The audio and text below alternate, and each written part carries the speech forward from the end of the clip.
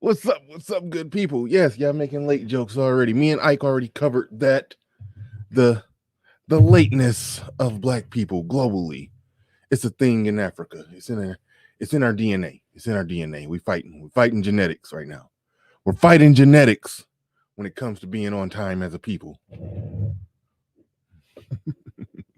I'd like to thank everybody for coming on in. We're about to get this thing started. Sorry for the tardiness. Uh oh. Uh oh. Introducing a dollar. I'm messing up a little bit. I'm messing up a little bit. An OE spotlight. Wait, no. I'm making all kind of unforced errors out the gate, but it don't matter. It don't matter. We getting this thing started. We're going to talk about this. I didn't really care. Wasn't exactly excited about going in on. Well, I won't. Well, I wasn't excited initially. I wasn't excited initially about talking about this because I'm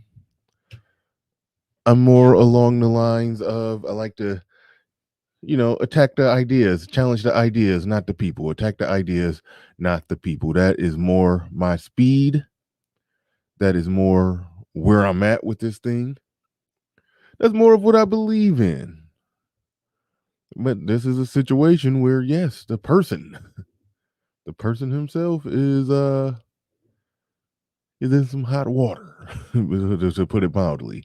To put it mildly, that is the case. I will be joined by Obsidian today if I understood the conversation that me and him had, because I was going to do a show on this anyway, and he happened to email me on this, and so emailed me saying he wanted to chop it up about this.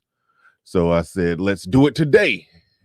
And I'm not even 100% sure if he got that message or responded. So either way, the same thing is going down. I'm doing this show hopefully with Obsidian. We did talk, but I don't know if we got full confirmation. But the show is going on. The show is going on, and we're about to get this thing started. I see people following on in. Make sure you hit the like button. That lets other people know that you are here and in the building. So make sure you go ahead and do that. I see we already got a super chat in the building. I might skip the intro today. Because I did a long enough ramble when I was pulling up the intro. I kind of rambled my way through the intro, and we got 43 people in the building. I normally on a good day like to start when we get about 100, but sometimes it's slow to get to 100. Sometimes it shoots right up to 100. All depends. But we in here. We going without an intro today.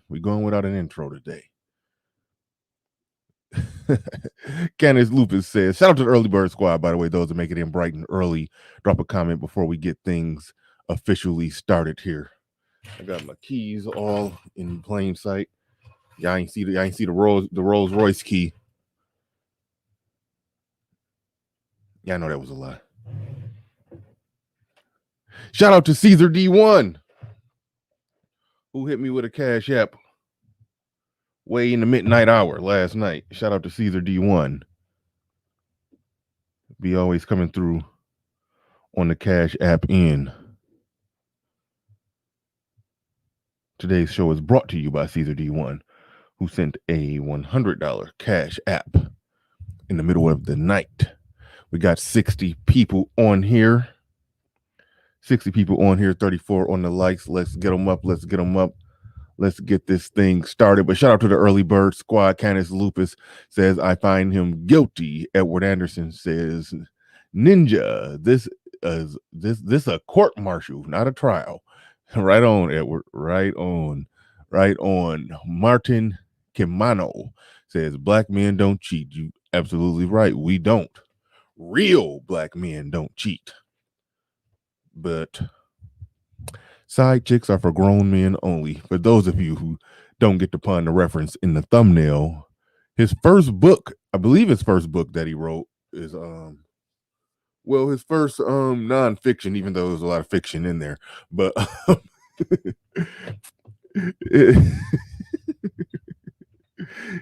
the first book he wrote when he,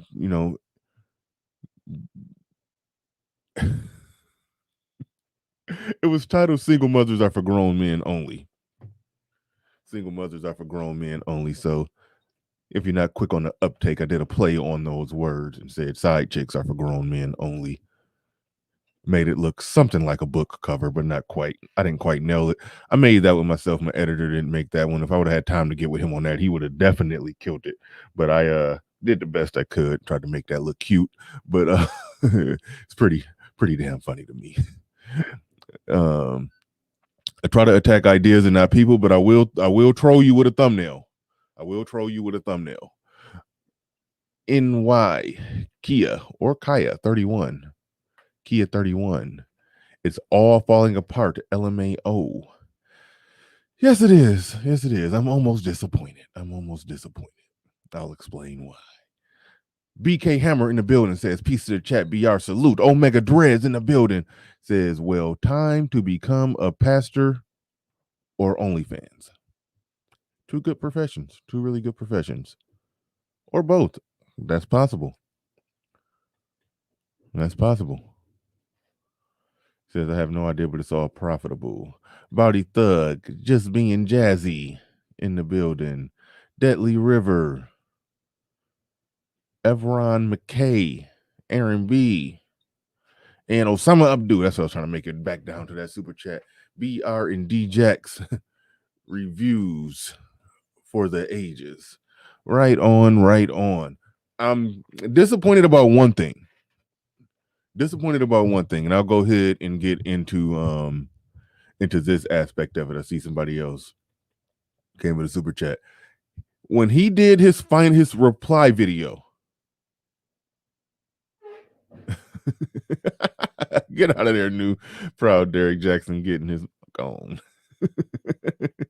Hey, it's like we kind of knew that, but it wasn't that important. It wasn't important to me whether or not he had side chicks or whether or not he was living by the words that he was saying when Obsidian come up. And I'm sitting here talking about Obsidian. I haven't even sent him the link. What kind of ignorant stuff is that? But what kind of ignorance is that? What kind of ignorance is that? I'm sitting here talking about we're going to be joined by Obsidian momentarily. Haven't sent him the link. But see, here's the thing. Y'all gonna be having me laughing the whole chat. He said Nick Penn said DJ is a sleazeball. Yeah, he got sleazeball game all day. He got sleazeball game, no doubt. But damn, what was I saying? It was a number of things. Let me get this link to Obsidian, then I'll make that point.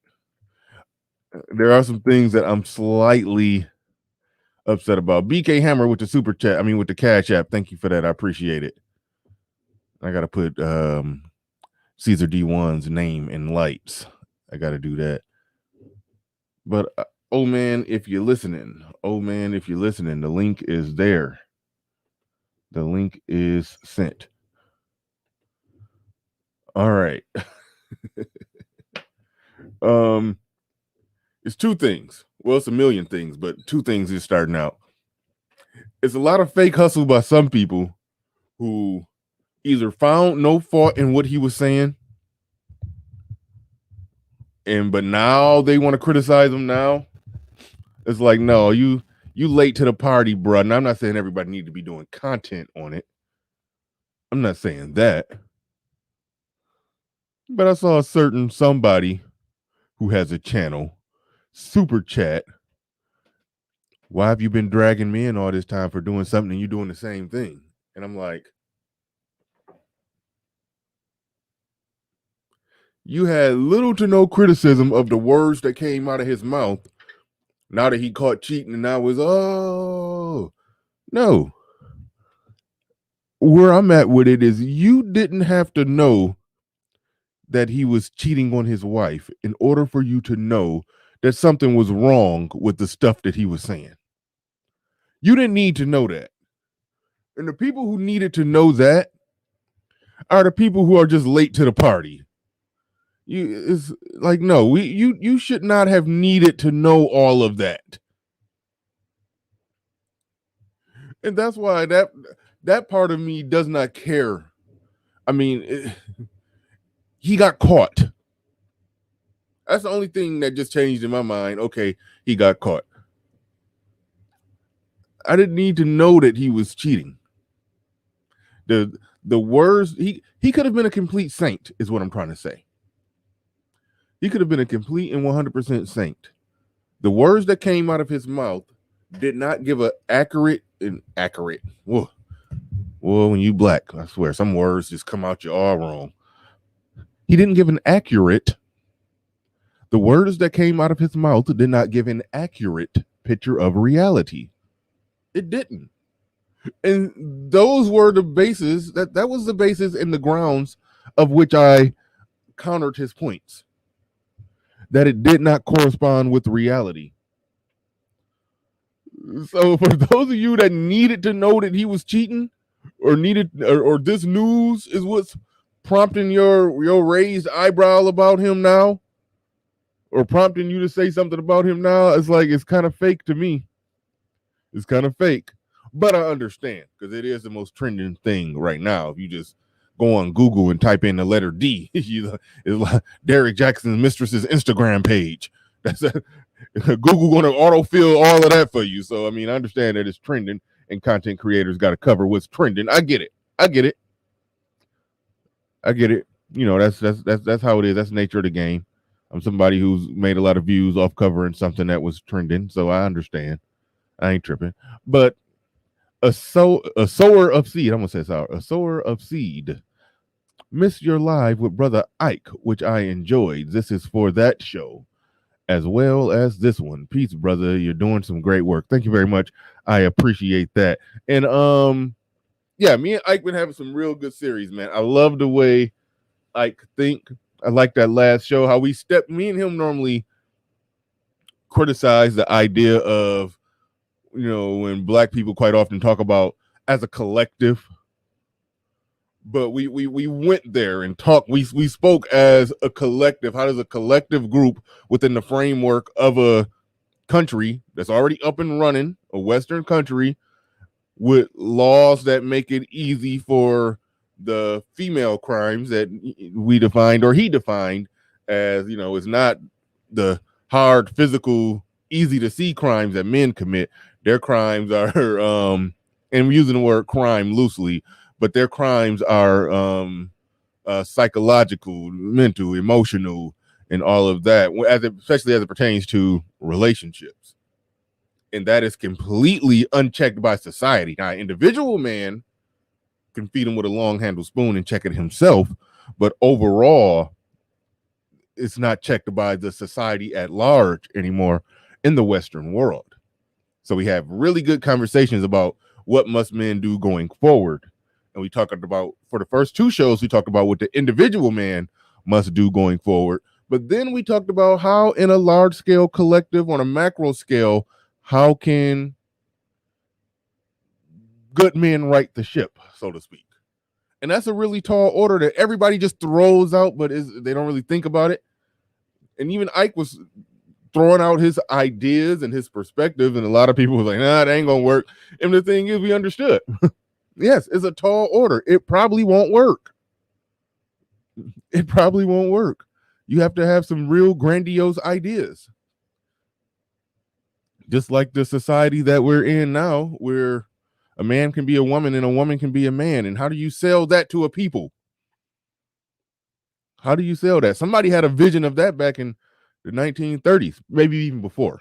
But there's somebody alive right now who had that vision, who gradually, incrementally, step by step, every step closer, even, you know, looking at, you know, when okay, racial inclusion became a thing, the traditional norms, a patriarchal family, that started to get blocks removed from the foundation.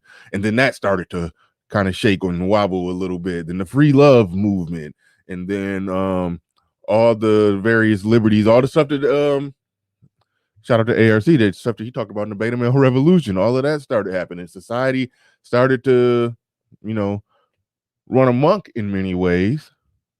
But in some ways it was good, because there was a lot of openness and acceptance of all types of people and all types of lifestyles.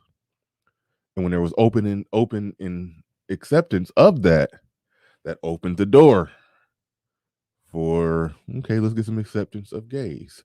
Let's get some acceptance of gay marriage. Let's get some acceptance of this. Let's get some acceptance of that. And then those that were just crawling in, tiptoeing through the back door, looking for their acceptance or their little small seat at the table, all of a sudden became the forceful tyrants, so to speak. Somebody had a grandiose plan and a vision of how to do that, how to infiltrate systems and institutions and inception the minds of the young generation and all of that. So that's the type of stuff me and Ike was talking about. It's some next level thinking going on, in my opinion. But thank you for that, sowing a sower of seed. Thank you for sowing that seed. Thank you for sowing that seed. Sower of seed. Thank you. There was some more super chats. I'm about to get back on the main topic of Mr. Derrick Jaxn. Dallas Cowboy in the building with the super sticker. Appreciate you. In my own lane, Derrick Jaxn and Donovan Sharp out of here. I don't know if Donovan Sharp is out of here. Donovan Sharp can recover from whatever is going on much quicker than Derrick Jaxn can, in my opinion. And maybe because I didn't watch the full 3-hour expose of Donovan Sharp. I didn't watch the full 3 hours, but I really didn't see that. I mean, I didn't. I mean, if he's married, he's married. If that's what his woman looked like, I mean, some people gonna side eye that. Some people are gonna side eye that, but I think he can fall back on is the information that he's giving people. Is it accurate? Is it useful? Does it have a ring of truth to it? But some people are going to pull back and say, nah, you ain't qualified to give this information. One, you got married to a woman that I ain't going there. Assuming that all is accurate in that story. But at the end of the day, when it comes to surgically breaking down the stuff that women do and say, Donovan Sharp is one of the best in the business. So I think there will always be a place for him in that regard. I do believe that.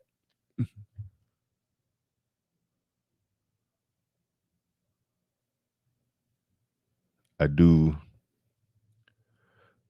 believe Donovan Sharp will be good. And they talking about a fraud. I mean, maybe I didn't watch the whole video, but the people who buy stuff from Donovan Sharp, they know what they're buying. They're buying information. He's giving the information. Do they find the information useful?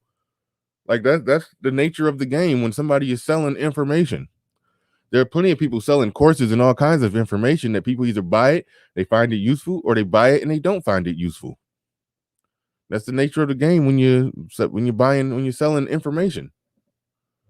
So I can't really say that he's being fraudulent, but maybe because I didn't watch the full 3 hours. Maybe I need to do that. But the thing about watching the full 3 hours is that it's a full 3 hours, and I don't got. And in the parts that I watched, it seemed like he was repeating himself. So I don't know.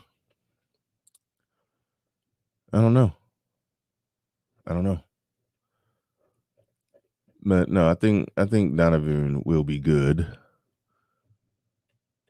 But I don't know with Derrick. That chat room was not feeling him. That chat room was going off. That live chat in that show last night, and that's what I'm going to talk about here. I'm mad that he took it down. I know somebody got it somewhere. I wish I could play clips of it. It was some solid, classic, wrapped up in a blizzard of words, verbal diarrhea, nonsense being said. It was, he said, me and this woman, our relationship was not sexual in nature, but it was a sexual relationship, but we never had sex.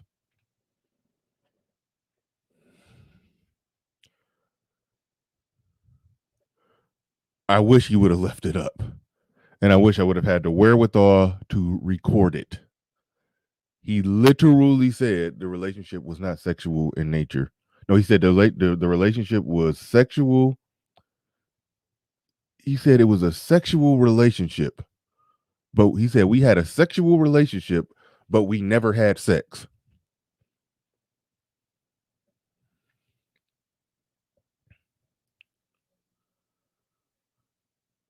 Cannon Wiles, yeah, I see what you're talking about there. He said Sister Joy's trying to get a one-on-one interview in the chat. She sent a super chat. I saw her send a super chat that said, I mentioned this earlier in the show, but since you outed it, I'll go ahead and say, yeah, okay, yeah, Sister George sent a super chat saying something along the lines of, so why have you been dragging men about all those things if you were doing the same thing all this time? And again, that's fake hustle. And what I mean by fake hustle is, okay, if you watch the NBA in the 80s and early 90s, Dennis Rodman was the hustle champion of the world, was all over the place. You know, he used to do real actual hustle. He was hustling, chasing down loose balls, diving all over the place, rebounding, hustling his ass off. Okay, fake hustle is a term that was defined, and I think it might have came from Dennis. When Dennis Rodman played for Chicago, he still was a good rebounder, and he still used to hustle. But a lot of times he used to do that fake hustle stuff. And the fake hustle is when you don't got a chance at getting to the ball, it's going out of bounds, but you want to be seen diving for it. You just want to be seen diving for the loose ball, jumping into the crowd for a ball that's clear that you clearly don't got a chance at getting, but you just want to be seen diving into the stands. So it just look like you're playing hard, so everybody can just clap it up for you. That's what I feel like that was. If she went all this time not saying nothing about nothing that's coming, none of the words that's coming out of Derrick Jaxn's mouth. If she didn't see nothing wrong with none of the words that was coming out of his mouth all this time, don't try to show up now after he got caught cheating. No, that's how I feel about that. You ain't see nothing wrong then. Don't try to act like you don't act like you see something wrong now. I mean, granted, something is wrong now, so I understand that you do see something wrong now, but it's fake to me. It's fake to me. If you didn't verbally state where you found some kind of fault then, it's fake to just show up now trying to criticize. No. I'm more interested in the people who already could look at it, even if his record was clean, and could see that, okay, this guy is saying some utter BS. Being unwilling to call that out without knowing that he was cheating, that shows that you are with the nonsense that he was saying, which shows that you are a part of the sisterhood. So all these little sisterhoodians showing up now trying to say something like, no. You with the sisterhood. You showing up late to the party. That's some fake hustle. I don't want to hear it now. The RX-O in the building says, greetings, Bernard. Hope all is well. In your opinion, if it was a non-select guy that cheated, would it still have had the same impact? LMAO. The catch in what you're saying is actually quite difficult for one, a non-select guy to rise to those high ranks amongst the sisterhood and then get caught cheating in a major way. It's almost like I understand the question that you're asking, and in general, no, it would not hit the same way. But the problem with the question is that, okay, let's just use Obsidian for example. If let's just say if Obsidian woman went to, I don't know, Tasha K probably wouldn't cover Obsidian. If Obsidian woman went to, I hate to throw names out there. If Obsidian woman went to Nyla Says and tried to expose Obsidian, I don't know if Nyla would cover it, but she might. She might. So just follow my logic. Even she might just say, nah, I don't give a damn. But in the event that she did, just follow the logic. It wouldn't be that big of a deal. It would just, they wouldn't care that much because, they don't view Obsidian as their hero. It would just be a temporary poke fun. See, you ain't no different than the select fuck boys, and then that's it. So it wouldn't be it couldn't be that big of a deal if that was the case. But yeah, it being Derrick Jaxn, it being their hero, their Superman, their guiding light, fighting for justice, and yeah, that makes a difference. That makes all the difference. And look how big his platform is. I mean, he got I think he over 3 million on Facebook. I think 1.3 million on the gram. I don't know. I think he over 1 million on Twitter. I don't know if he be snapping chats like them youngins. And he's closing in on 1 million on YouTube, which I don't know if he'll hit now, but okay. Mr. Shane Fitcher says, does this mean Jackson dusty like the rest of us? Depending on the definition of dusty, I don't know if cheating makes you dusty. I'm not convinced about that. I mean, I don't know if that's the case. I don't know if that's the case, if cheating makes you dusty. So I really can't even answer that one. But dusty is on a sliding scale nonetheless. It's on a sliding scale nonetheless. It depends on dusty is whatever they need it to be in the moment, to put it like that. Going through the super chats, we got Leo Anthony. Problem is Derrick was not honest about cheating. He tries to make it seem like oh my goodness. Yeah, I was gonna get him. Well, Obsidian here, so we probably gonna go in a different direction, but we probably gonna talk about all that too. Who knows? Me and Obsidian probably gonna cover all the bases. But yeah, that God thing, trying to sprinkle some Jesus dust over everything. That's oh my goodness. I'm so tired of that playbook. But seems like he's a man of God and was only sex talking chicks on the side, not with them. He was cap. Man, come on. I don't read emoji that well. What is that? A cat? No, that's not a cat. He was blue balls for wifey. I don't know. I don't read emoji very well.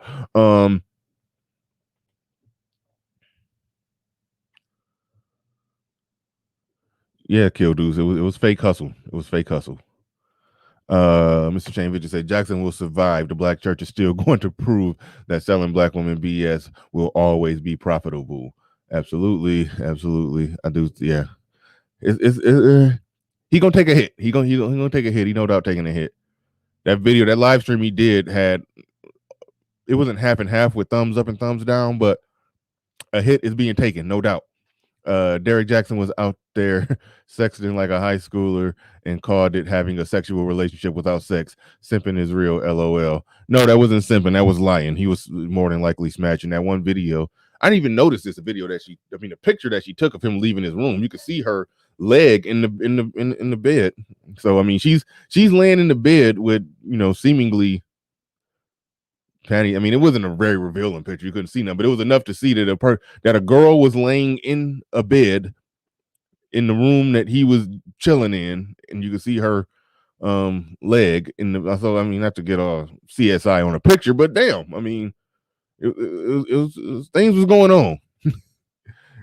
So no, yeah, that was a lie. We had a sexual relationship with no sex. That was very Bill Clinton. I puffed, but I didn't inhale. What's the definition of is? I did not have sexual relations with that one. He did the whole spill and sprinkled some Jesus dust on it, and it was bad. He said so many things. He said he even said his wife let people in. His wife let people in, but not saying that it was a man that she let in. It's like, what are you? It's like he was Rick James in it. He was just saying stuff, but saying it's not that, but it is that, but this would happen and that, but God saved us. All right. Oh man, in the building. Stand by for a second. Stand by. Let me finish reading my super chats before I pass it to Obsidian. Give me a second here. Oh man, Merciless Reese L says Derrick would have been in the clear if he had these chicks sign NDAs. At least he can sue if they spoke out. Yeah, maybe guys with money that's cheating, maybe they need to consider that route. I don't know. Who else we got in here? Thank you for all these super chats. They coming fast, quick, in a hurry, hard and heavy. I appreciate it. Tricky Trini says Derrick Jaxn is a YouTube equivalent of Dragonfly Jones, and black women are the new Kenji. It's only a matter of time before he gets his pockets tapped. Yeah, and AR in the building says the world famous Grandmaster Troll has the Jackson vid on his channel. Oh, I'm not shocked. I'm not shocked. Infinity MFG says the reason this blew up isn't because he's select, it's because of his perpetual spin to make every problem the man's fault. Fair enough, fair enough. Shout out to you. Thank you for that super chat. And all right, that puts me at the bottom of the super chats right now. We got 333 people in the building, only 114 on the likes. We should be over 200 people liking the stream right now. We don't even got thumbs down, so people not even hating. They're just watching in indifference. So hit the like button. You've been here all this time. Hit that like button. It's 238 people in here, and we're going to go to Obsidian. This is a,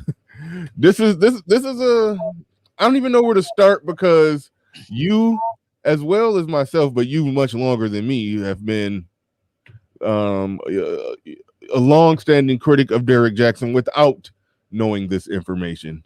So all of this information coming on the table, I can't even imagine where you're at with this and where you're going to go with this. So without further ado, welcome to the show. You got the floor, you got the mic.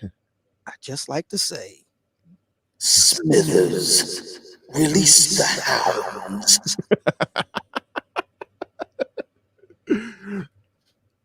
Yeah. Oh man. Been in the hunt for a long time, man.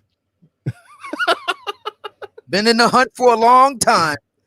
And finally we get our man. I feel like Elliot Ness up in this piece. Don't be too excited, Obsidian. Don't be too excited. But no, what do you think about this? We'll start here. I felt like we were already defeating him in a fair race. I've mentioned this before, how he had, when Kevin Samuels got so big that he was forced to respond to Kevin Samuels, and he only, emphasis on only, use air quotes with the only, that video only got 160,000 views. Your total amount of views and all the videos you made on that, you had one with like 26, another with 20, another with over 15 or 17. Like you hit over 75,000 total views on that whole, probably more. You probably hit over a total of 100,000 views on the whole total back and forth for him responding to Kevin Samuels, and then you responded to that. You milked that out for a lot of views. Mediocre Tutorials and Reviews milked that out for a few 100,000 views. O'Shea milked it out for a few 100,000 views. Kevin Samuels got probably no telling how many views, responding directly or indirectly to Derrick Jaxn. I mean, it's hard to put a number on it, because a lot of what he's saying is a response to, not a direct response to Derrick Jaxn, but a counter to it, an opposing ideology, I should say. Even I did a total of now 3 response videos to him responding to Derrick Jaxn, and even mine are sitting there with a total. One of them got like 27,000, the other 11,000, and my most recent one probably will close in on about 5,000. So even I'm over 45,000 on that. So it's like, for the first time, there was a topic on the table. Derrick Jaxn spoke on it, and the black male response drowned him out to the point to where he's left for dead, defeated. It's like, we defeated him on good grounds. We won a legitimate fair race against him. And I'm like, no, don't shoot yourself in the foot, because you about to lose anyway. It's like, that's how I feel about it. It's almost like if the Joker see the Penguin or the Riddler or somebody about to kill Batman, Joker might want to intervene. Like, no, nobody gets to kill the Bat but me. It's like right. That's kind of how I feel about it. Like, no, don't shoot yourself in the foot. I want you up and healthy for this race. But anyway, it's kind of like Achilles and Hector and Troy. Yeah. Get up, Hector. I don't want a rock getting in the way of my victor. Get up. Mm-hmm. Get up. Yeah. We don't want no bodies getting in the way of this thing. Get up. Yeah. But we we already knew that Derrick wasn't going to do a versus with Kevin. We damn sure know he ain't going to do no versus with the old man. So, I'll accept this because we already know that, he doesn't want that kind of smoke one-on-one, mano-a-mano. So, okay, we got to get it this way. Ness had to get Capone not on murder or racketeering, but on tax evasion. All right, fair enough. Yeah. So we got to get him on the basis of a couple thotties. Fair enough. I guess. But all right, what's your overall takeaway? I caught some of I know y'all touched on it. Well, no, y'all talked about it on the brother pill. I caught some of that last night, so I didn't get to hear I don't know if you gave your full take on all of this. So but just what's jumping out? Well, just go ahead. Somebody said in the chat room, I'm reading the chat crawl before I came on. Somebody said, Obsidian going to write a whole new chapter in the next book about this. Forget that. I'm thinking about seriously writing a whole book about this. That's one of the great things when you got your own publishing imprint, Obsidian Media Publications. By the way, I am looking for writers, so if you're pretty good, hit me up. And I was thinking, I said, you know what? I can't do justice to this in a 10,000 word piece. I might just have to expand this thing out to about 100,000 words and make a book out of it. A tell-all book. The definitive fuckboy biography. Yeah, now that's okay. I'll say this. I was never a fan of you calling Derrick Jaxn a select fuckboy because, like I said before, I didn't care about that. I cared strictly about the words that were coming out of his mouth.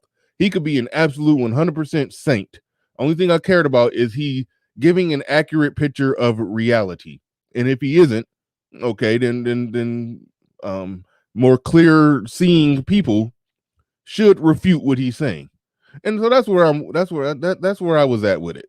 But you used to attack the personal to some degree. You talked about how he did divulge some things about his past and how he was doing this and doing that, and I even knew the timeline was sketchy. The past is present. Exactly. But see, this is what I always knew when he was saying that. The timeline was sketchy of when he was saying that he was doing all of those things, because I was sitting there doing the math in my head. I'm like, one, you were making all of these relationship videos while you were doing all your now we know he always does them in the car, because he's after he do the deed, he get in the car and he do the deal. And now we know why he does all the car. Hey, in the car. Somebody said one day on a Derrick Jaxn video, after he get done with his video and everything, before if he don't turn the camera off quick enough, at some point we gonna see like a girl's head raise up from his lap. You know what? On last night's Tasha K show, where she interviewed Thotty Mistress number 2. Yeah, that's getting crazy. She said, and I got the whole thing on tape. You know me, I got to get this. I got to get the whole thing on tape. She said, Thotty Mistress number 2 said, I actually watched Derrick record a video, and I'm standing in the background. And she said, I wonder what people would think if I walked by right now with this thong on. That's wild. I heard that. That was wild. So that's select fuckboy, thou art guilty. That is wild, man. Like that part right there. That I heard that, and I didn't even know what to say to that one. That she said she's walking around. Because he do some recording in the house. It was bad. Like they talked about how he had his house with his family, but he had, I guess, what could only be called a fuck pad, little condo. It remind me of my uncle. My uncle. Everybody has that uncle in Black America. We all got an uncle that's a stomp down player, and I did too. And my uncle was like that. He had his main residence. He never married. He's a confirmed bachelor like me, but he had his lady friends. Mm-hmm. And he had his main lady friend. I'm not gonna say her name. And then he would have his chippies. But see, the thing was, his main lady friend, they had their residence together. Mm-hmm. And then he would have his bachelor pad across town there. And that was where he would meet with his chippies. In Black America, we all got an uncle like that. You know, we got the trap house. Who got the trap house deal? The thought house. You know, the peace sleeve pad, if you will. Mm-hmm. And Derrick apparently had one of those. Yeah. Who knew? Yeah. Nuruddin in the building with super chat. He says, well, it looks like Derrick Jaxn is going to have to hire Kevin Samuels for damage control to his image. Yeah, that would be interesting. That would be interesting.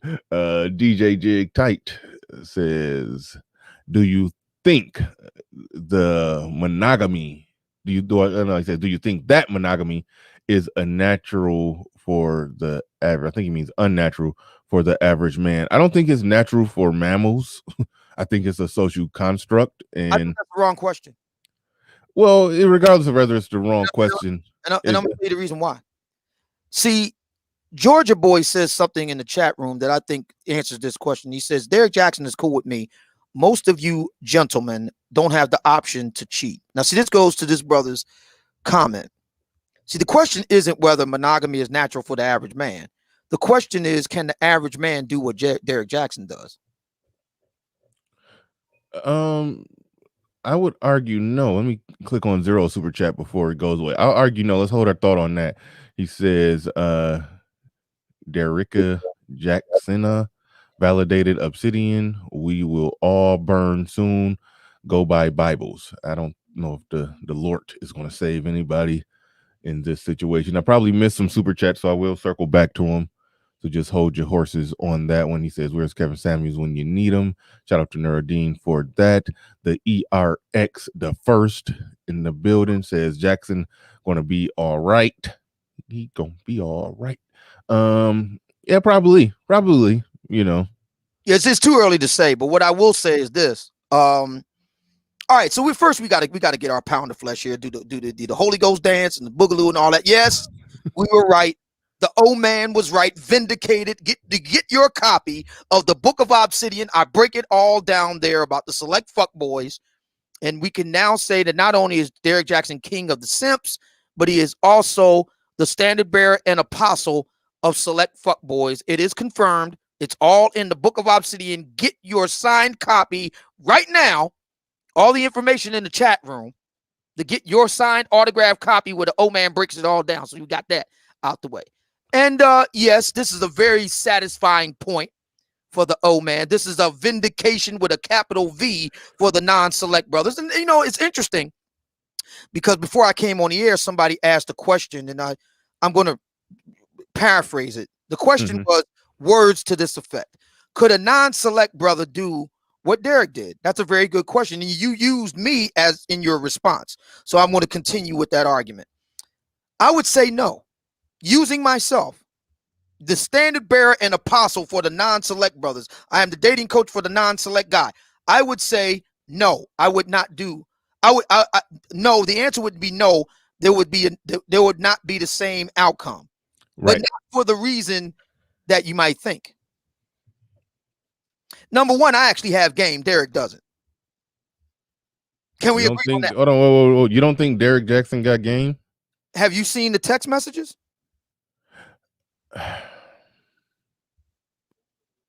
Yes, but I don't think I've read. I honestly don't think I read all of them. But if you read the text messages, oh my goodness. Well, the brother has no game.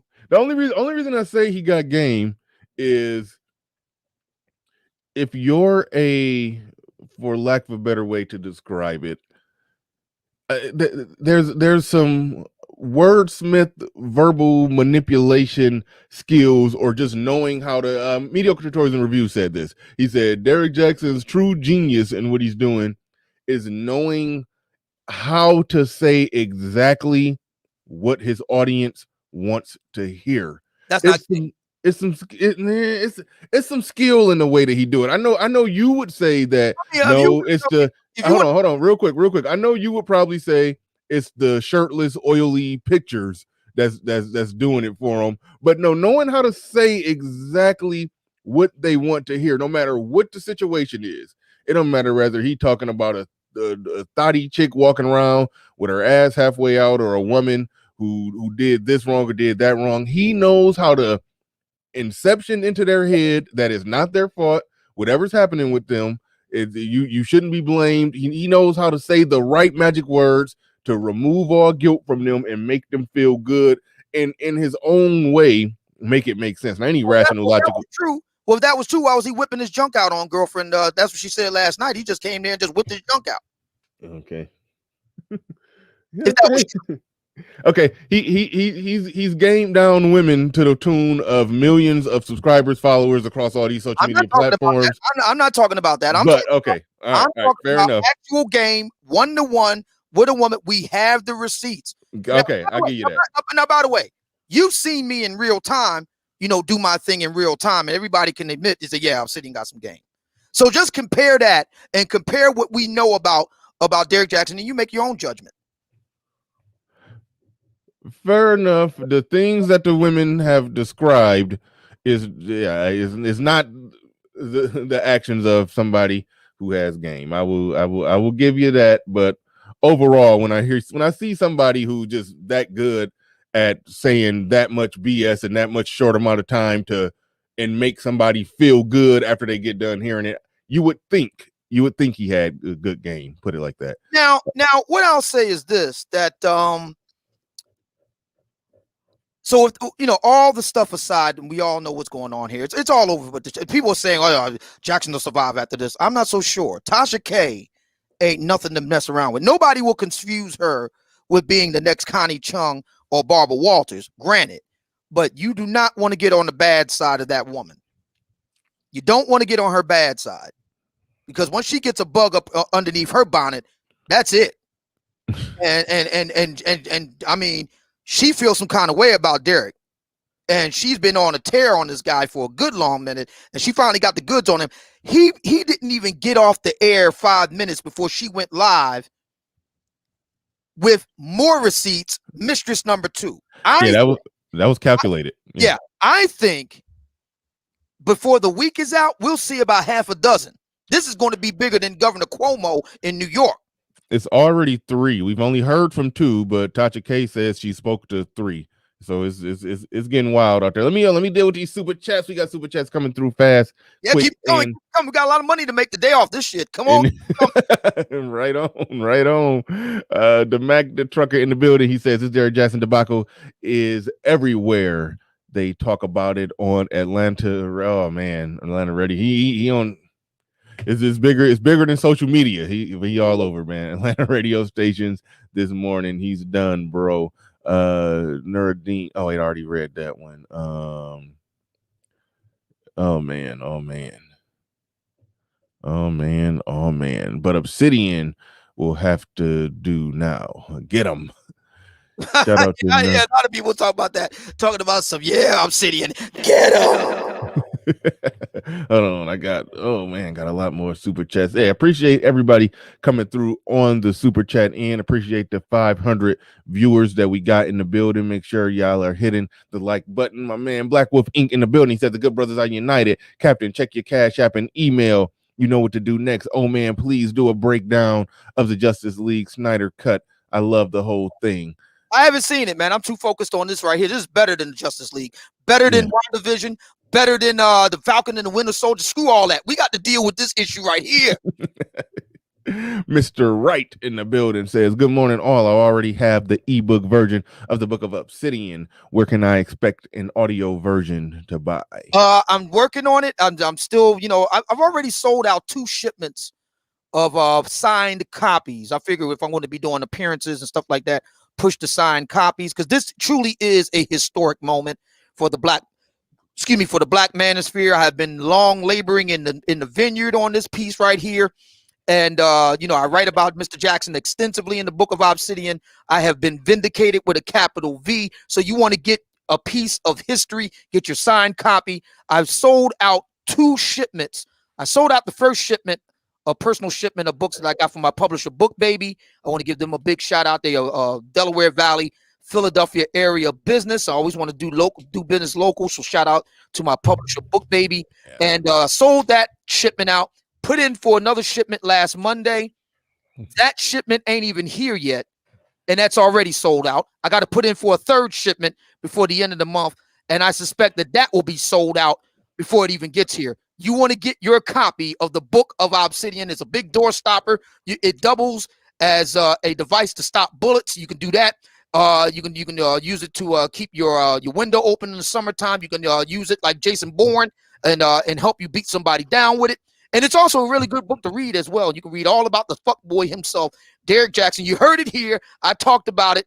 Did my research. Everybody's like, "Are you weirdo? You this, you that?" Well, I've been proven right. You can read all about it in the Book of Obsidian. Get your signed copy right now. All the details is going to be in the chat room. Get your part and piece of history. This feels fucking fantastic. Damn, it feels good to see people up on it. Nuruddin back in the building. He said Derrick Jaxn has fallen. He lost his crown. Derrick Jaxn forgot his crown. Yeah. Okay. Oh man. There's that Pareto principle says down goes Jackson. Down goes Jackson. Yeah. The Mac the trucker says, "Oh man, please say the word game. It starts many wars in this space." No, we don't want no. We don't want no.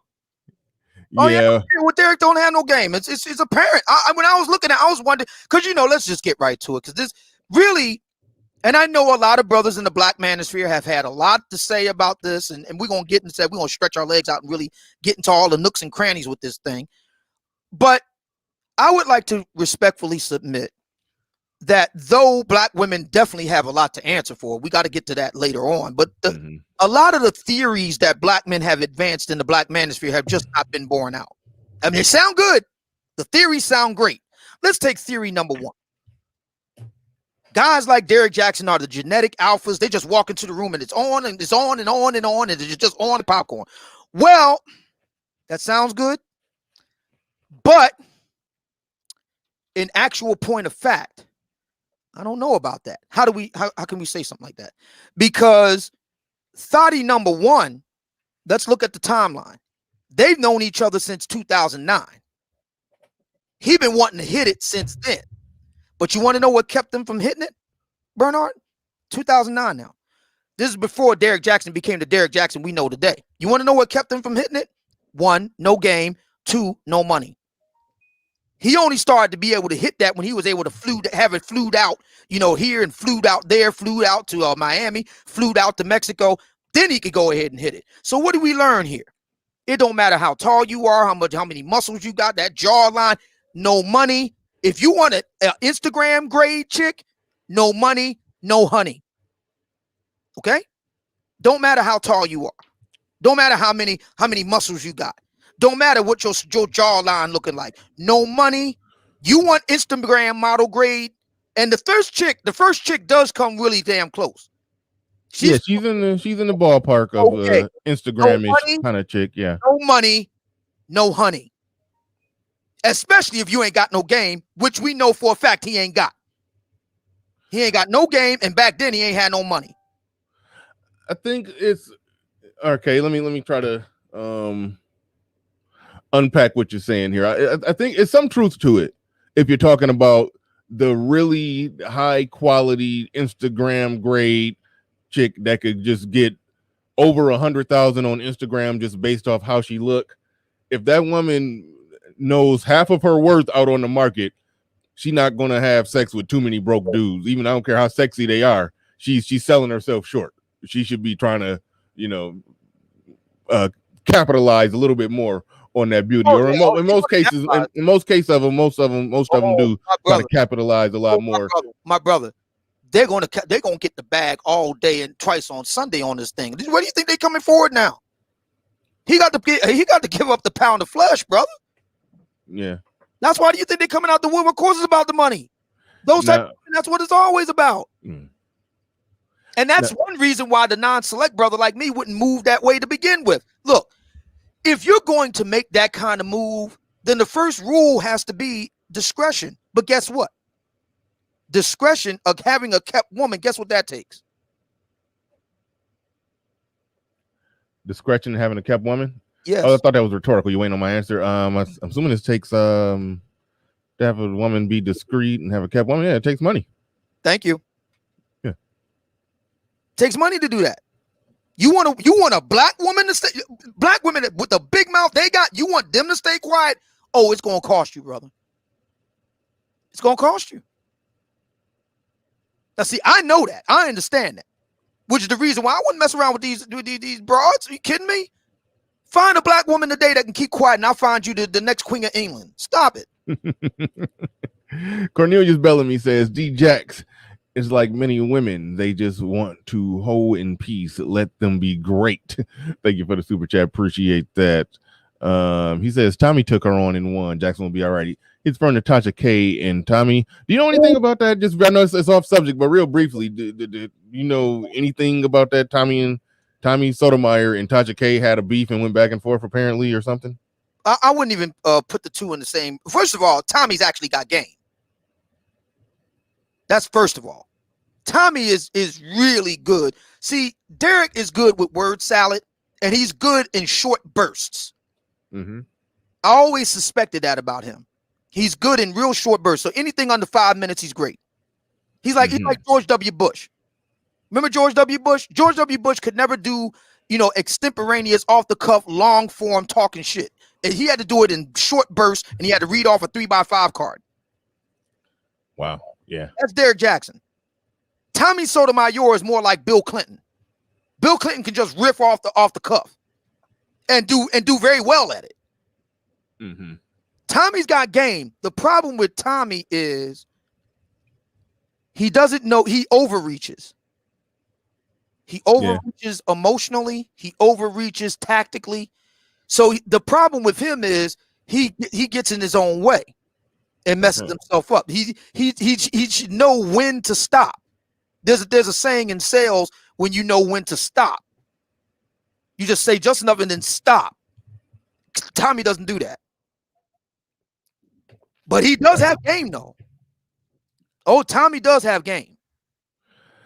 Zero in the building with the super chat. He says, if chicks like you, it's hard to lose. You could say random shit like, okay, para juice shark for a blanket, okay, and still get the Vagisil. Vagisil. Vagisil, I think that's what he's saying. Okay. Yeah. There's Obsidian was getting on this.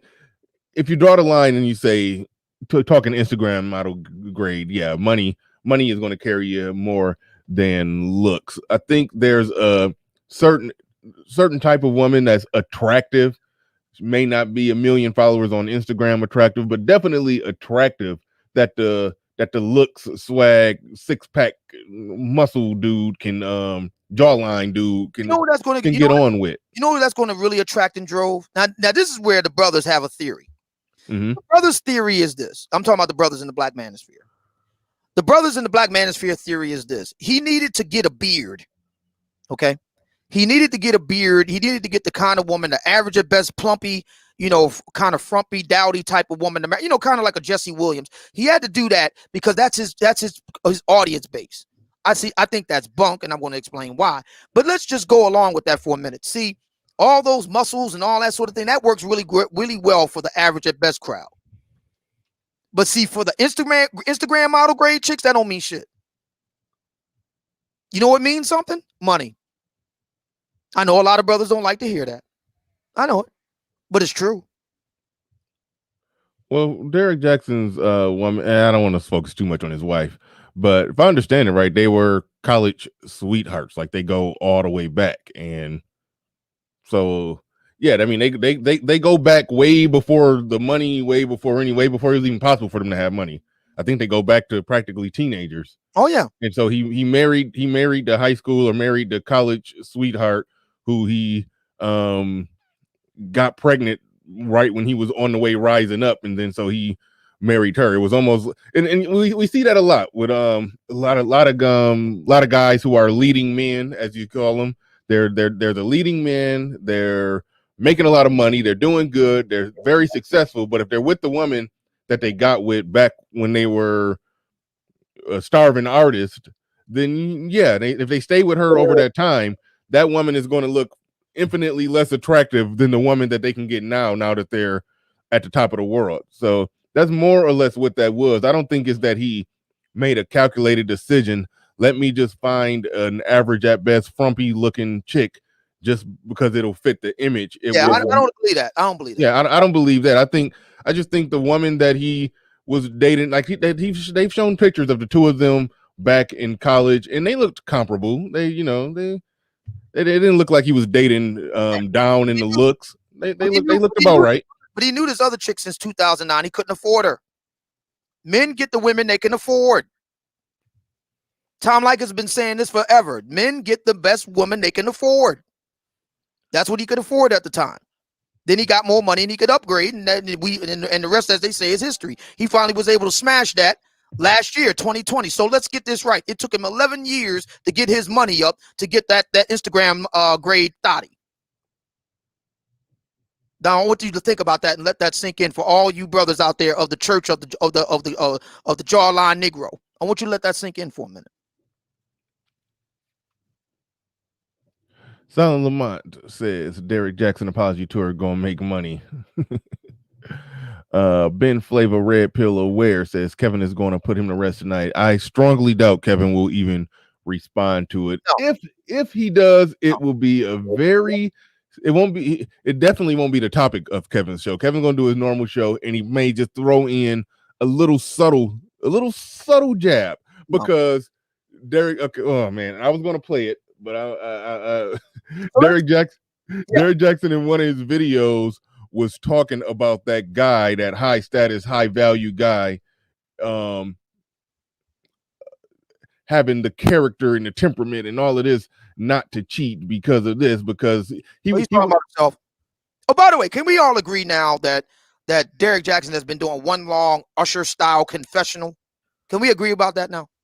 Can we all agree that the fuck boy he's talking about is himself? He's really just telling on himself. He get in the car after he get finished smashing thotty number 35. Get in there, talk about how you shouldn't do this, how you shouldn't do that. He's really talking about himself and talking to himself. Can we all agree on that now?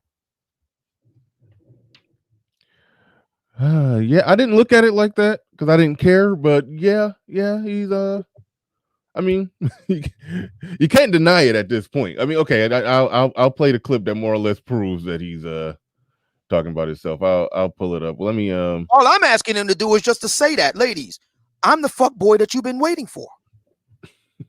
I'm the fuck boy that you've been wanting to get with.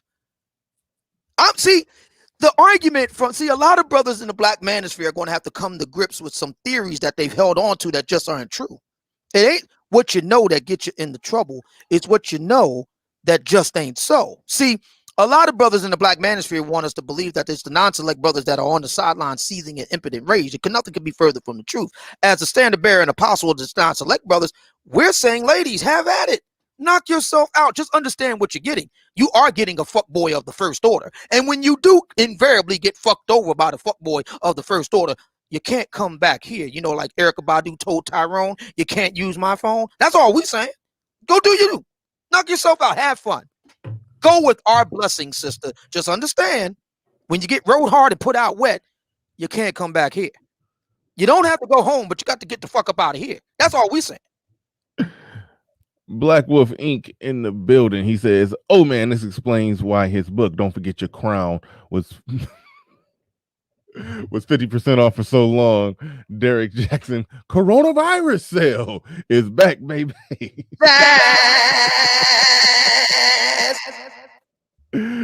Well, Derrick is going to burst open now. Ha ha. Shout out to Nuruddin. Thank you for that. I know I missed some people's super chats. Shout out to Red Sing the Blues. He says, looking forward to Confessions 2 by Derrick Jaxn. Yeah, he's doing half-hearted confessions. What do you think about the definition of is we had a sexual relationship with no sex, so we wouldn't have the sex, but it was sexual in nature, but we weren't really having sex. It was sex on the astral plane. We were like Doctor Strange with it.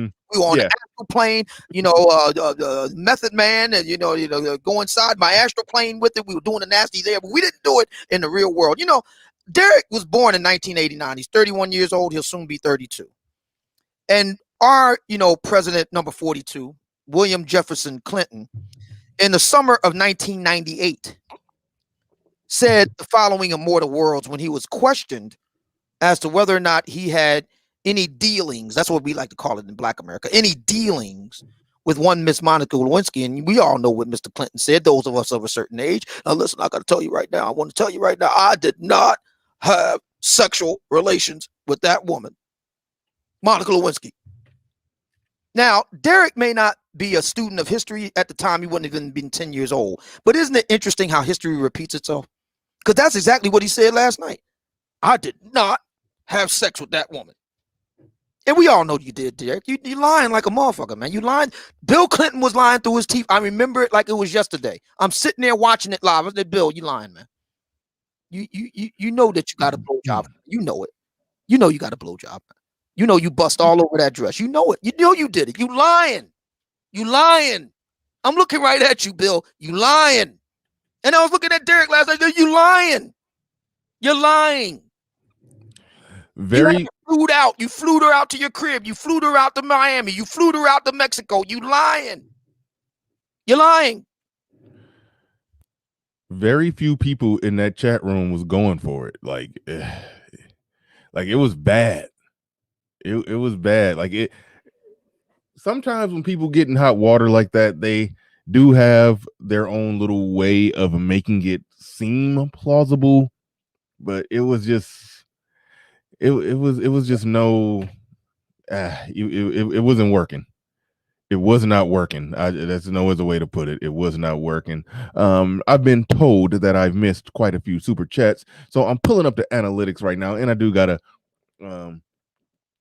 Derrick Jaxn video, a very recent one, probably within the last week or so, of he's responding to the notion, the idea, the concept of the high value, high earning man having options, but not cheating because of his options, or the concept that it was a response to Tyrese's wife saying that no, you don't want to get with a man like that, they got too many options, or he was talking about all of that, but here he is as a high earning man with a lot of money and obviously a lot of options, but he was poo-pooing the whole concept of that and whether or not a woman needs to accept that if she's dealing with that type of man.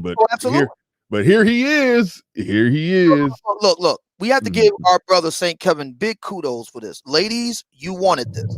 For almost a year, Kevin has been talking to Black women in real time, listening to what they want. On the financial side. See, Derrick is the genetic out. I'm going to use, shout out to my man Edward Anderson. I'm going to use his terminology, his nomenclature. I may even include it in the next book, in his glossary. Genetic, he calls it genetic alphas, sexual currency. Okay, Derrick got that. We agree, we get that. For the rank and file, average at best, we ain't talking about the Instagram hotties. We're not talking about them. We're talking about the average at best chicks. He got that. We agree. I saw it firsthand 2 years ago. Okay, we got hold on. There's a level of attractiveness in between average at best, Instagram hottie. There's some sevens right in there that do like a tall, hot jawline guy. They weren't in attendance when I went 2 years ago. Okay, fair enough. But I do want to point that out. That's the detail that does need to get unpacked. But if you're trying to perform at the highest level of pulling women, even if you can, because our dear friend ARC talked about being what amounted to a boy toy. I'm glad. Yeah, hold on. I know you got something. I know that's a lot to chew on. Let me lay it out. Let me season the meat for you. Our dear friend ARC, friend of the show ARC, talked about how he's been essentially a boy toy to some women who had the options to get rich men, and they flat out told him, "No, you don't make enough money for me. I'm going to use you for sex." And keep in mind, average man don't mind being used for sex, but she's basically just simply said, "I'm going to use you for sex, but you don't make enough money to be in a relationship with me." That's well, okay. I know you're saying that's a but for a lot of men, it's not a because if all I wanted from her anyway was sex, then I'm gonna, that's a win for most guys. But I understand, but it makes your point. It does make your point that if you are that handsome, sexy guy, yes, you probably can get some temporary sex from a really hot woman, but she don't really want you. You could be just a placeholder until she gets what she actually wants. Put it like that. And, So and for all intents and purposes, and again, I did the research. I'm telling you, there were no eternal sevens there. okay. Average at best chicks. Average at best. At best. There were a lot of bufferillas and stuff like that there. So I'm telling you, I was there. I saw it. So, with that being said, and we brought up our long lost brother, Mr. Alan Roger Curry. We have to ask a question for our long lost brother. And let me find my echo box here. Is Derrick Jaxn mode 1? No. Based off of what one of the chicks said, it sounded like he was kind of mode 3-ish at first, and once they got to the house or whatever, then he got mode 1 hardcore, whipped it out ridiculous. But so that's that, and that speaks to not having game, because you can't be incongruent like that. You would have had to been talking about sex leading up to that point of whipping it out. So yeah, now, no, I would do what you got to do is you got to have Alan. You got to get Alan Roger Curry in on. That's what we got to find out and utilize from the man himself, from the creator of the mode 1 direct dating system. We got to find out, is Derrick Jaxn mode 1? Is he a mode 4 misogynist? Is he mode? right. Is he mode? Is he mode 1 based on the evidence? We got to roll out the text messages. We got to get the Tasha K tapes. We got to get ARC to analyze that. We got to know, is Derrick Jaxn mode 1? Alrighty.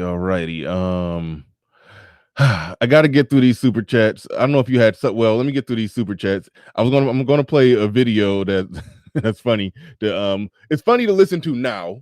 If you were quick on the uptake, it was funny when you first heard it, but it's really funny to listen to now. I'm going to play a clip of Derrick Jaxn, but these super chats coming through, man. I appreciate it. Nuruddin with another one. He says, Bernard, checking email. I got the confessional of Derrick Jaxn.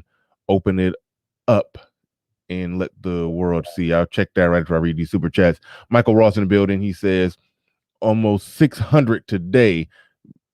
BFF and gossip explains why the community is in the shape it's in. Thank you for the super chat. Appreciate that. The swooviest in the building. And oh, by the way, Michael Ross, I've had numbers like this when it wasn't a BS or gossip topic. So don't charge us up. It fluctuates. But I've done numbers like this on political shows before. So cut it out. The swooviest in the building says, I guess the brother was using the sex virtual tech from Demolition Man, or the sex rings from the Conehead movies. I haven't seen Coneheads as an adult. I don't even remember what that's about. I was younger when that came out. I gotta go. I might have to rewatch that just to get the reference. He was doing that thing. No, they were doing that thing from Black Mirror with I'm not even gonna bring up that episode, but anyway, Kill Deuce in the building. Jackson has to be baptized on TV at Creflo Dollar Church in order to get past this. God Oh damn. yeah, he had his Jimmy Swaggart moment last night, no doubt about it. You remember Jimmy Swaggart? Yeah. He had that, tears were streaming down his face. Oh, forgive me, Lord. The Mac the Trucker said Derrick Jaxn was smashing like that scene in what was that that's a little small. Demolition Man. They were virtually connected. Okay, a lot of people talking about that.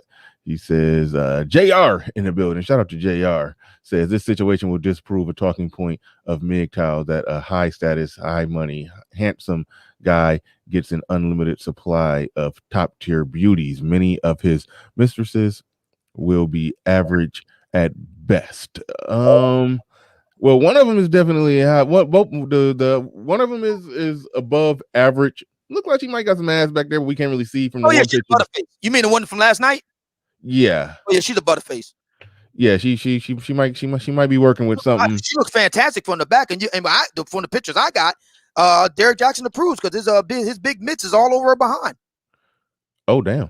Okay, yeah, I don't even got all the pictures. You know how like Michael Jordan used to palm a basketball with one hand. He was doing that. Okay, yeah.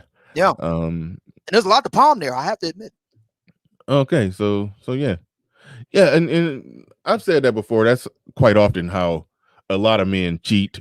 It'll they'll cheat with something where the access is easy, a butter face, a nice body, turn around, bend her over, hit it from the back, and But yeah. the first chick, The first one, the yeah. one he had some serious one. This is another reason why he doesn't have any game.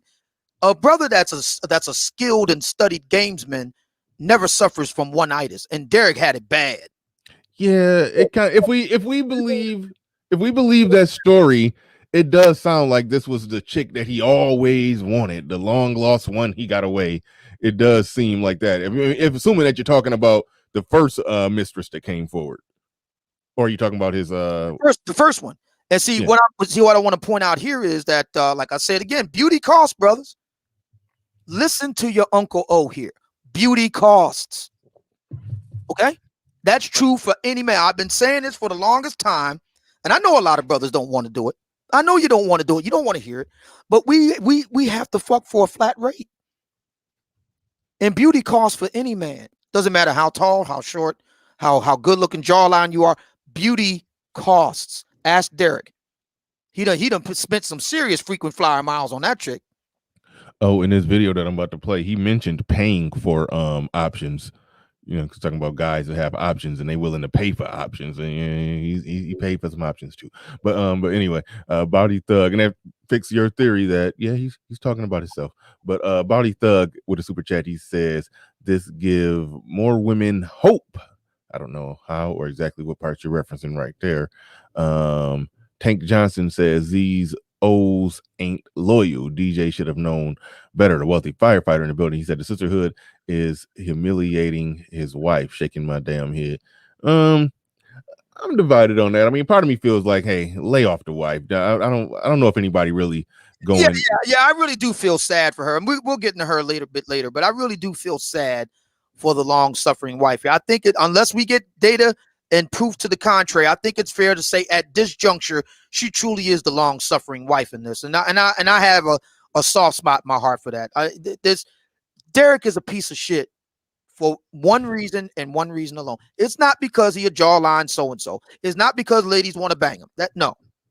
He's a piece of shit because he put his wife through hell. We know that now. And instead of letting her go, divorcing her, cashing her out, it's going to cost you. See, I know about it, brothers don't want to hear this. Because the patron saint of the aggrieved black man is Jeff Bezos. Did you know that? No. Yes. In the church of she ain't getting half. The patron saint of the aggrieved black man is Jeff Bezos. You ever notice how often Jeff Bezos comes out of the mouth of black men online? Every time we talk about black women, these bitches, Jeff Bezos. But of course, the real Jeff Bezos don't have any problem cashing this woman out to the tune of $70 billion. He got no problem with it. He good with it. But that don't stop brothers from talking about she ain't getting half. Listen, fellas, in this game, you gotta pay. You gotta pay to play. That's how it works. You want to divorce her, you gotta cash her out. That's how it works. Jeff Bezos did it, and you gonna do it too. And what Derrick should have did was simply said, look, let me end this. We can still co-parent. We can be cordial. We can be civil. I'll cash her out. And then he can go and thought it up with whoever he want. You get no argument from me. Well, that shit because he didn't do that. Just like Antoine Fuqua is a piece of shit. Now that part of it does speak, not the people. Okay, the people who were saying that he married her just for brand purposes, to marry an average chick to appeal to his average looking chick clientele. I don't believe that part. I think it was his high school or college sweetheart who he got pregnant, and it's not a good look to be talking about all that he's talking about, and you just didn't knock the woman up. But he's like, no, this is the woman I love. That we go back to freshman year in college. She ain't getting half. That's why he married her. That's why he married her. But far as divorcing her, I do believe that he did think overall brand matters with that. And he didn't want to stop smashing random broads either. So yeah, I mean, so you're right in that sense, but I do think it's true that divorcing her would have looked bad on his brand, just like people have speculated. And we are not about to segue into talking about this particular woman, but I heard some people speculating that the girl who swirls is no longer married to the white hubby. Will look bad on her brand to come out and say, oh yes, date out, explore your options. White men are awesome. And yeah, I got divorced from the one I was with. Yeah, it will look bad. So that's why they can't come out with it. They gotta, especially if she now see what Crystalline can do. Here we go. Here we go. I like our long lost, our good sister Crystalline. See, if Crystalline was able to swap out, Brad for Jared, that could work. But see, it doesn't look like she's able to do the swap. Now we talk about the monkey branching. Women like the monkey branch.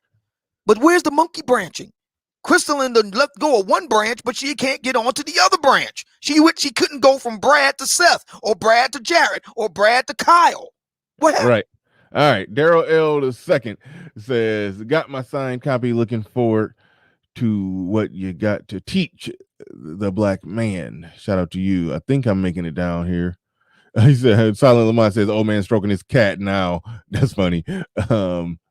ERX the first says, let Jackson live. We all got caught cheating. Now you're missing the bigger point. And we all didn't get caught cheating, by the way. But you're missing the bigger point. I don't get caught cheating because I don't cheat. I know the argument is, well, Obsidian ain't got no woman, he can't cheat. Ha ha ha. No, it's because I mean it when I say I'm a confirmed bachelor and a vowed hedonist. And if I wanted to be the kind of dude to just enjoy different women, I tell them that up front. They know that going in. And guess what? Quite a few women have done just that. I know stranger things have happened, but it's true. I just don't talk about it, because gentlemen don't, kiss and tell like that. But yeah. Kadash Cheya says, I still think Kumo is being set up. Oh man, but that's just me. And I think that might be all. There's so many that came through real fast. Cornelius Bellamy says D-Jax is like many women. Okay, I read that one. Okay, so I think I'm down here where I was reading. I think I'm down. Ace and Spades, thank you for that super chat. Appreciate that. All right, I think I made it to the bottom of the list. Okay, going forward, I'll make sure that I put it in lights when you super chat. I'll put it up on the screen and read it and try extremely hard not to miss it. Kadash Jaya says, hey, Obsidian, it costs $40, LOL. But seriously, the one-itis is very dangerous in this modern society. Ain't never said another word there. I think Mr. Jackson would agree. By the way, another reason why Derrick Jaxn is a piece of shit, because he's a stomped down hypocrite. And yes, I can say that without any equivocation. See, Boogie. Yeah, he's a hypocrite. The end. It doesn't have anything to do with women. It's him. How can you talk about not doing this and not doing that while you're separated? Meanwhile, you're going back to your bachelor pad, your thotty crib, and knocking down that broad that's the butterface with the. I ain't gonna lie though, she do got some serious jams. I ain't gonna lie about that. I will. From the back, she looks fantastic. I mean, from the front, she kind of got that munchie look, but from the back, oh my goodness, oh yeah, I can see how those. And I'm thinking she must be doing back shots with ferocious velocity. Yeah, you got to drop her Instagram in the back. I'll do you one better. I got the actual files from Tasha K because I follow her on Patreon. You know I had to sign up for the Patreon on this. See, I wasn't willing to do that when I knew she was putting all the receipts on Instagram, and that's why I was like, I mean, not on Instagram, but on Patreon, and I was like, you know what? My first initial reaction is, and you had the same reaction, and I commend you for that.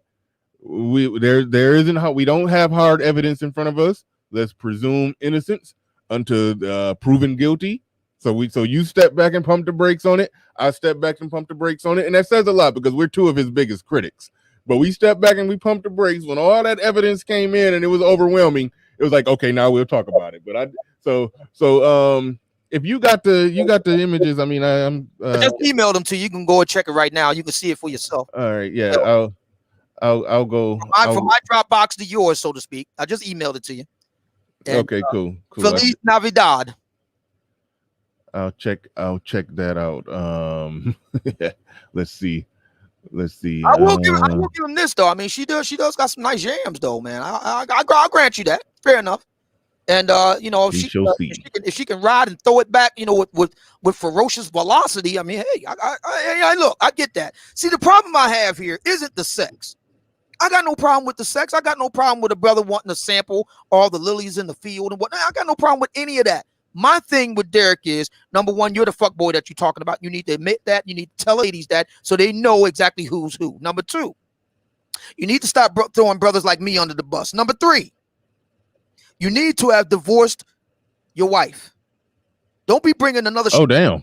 Don't be getting another strange piece of ass up in your wife's bed, you piece of shit. If you're going to do this and be about it, then do it. See, this is the reason why we got to get ARC up in here. We got to know, is Derrick Jaxn mode 1? God damn it. And that's yeah, she got a lot of ass. Yeah.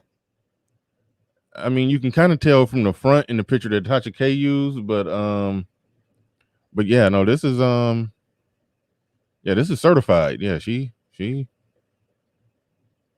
definitely, she definitely got a lot of booty. She looks fantastic.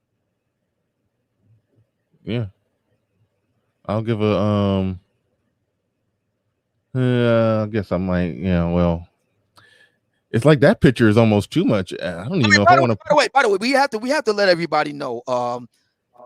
Just want to let everybody know this disclaimer that the ownership and management of Bernard Riley's The Grown Man Hour does not necessarily agree with the statements being made right now. And we're looking at the pictures for purely research purposes. Thank you.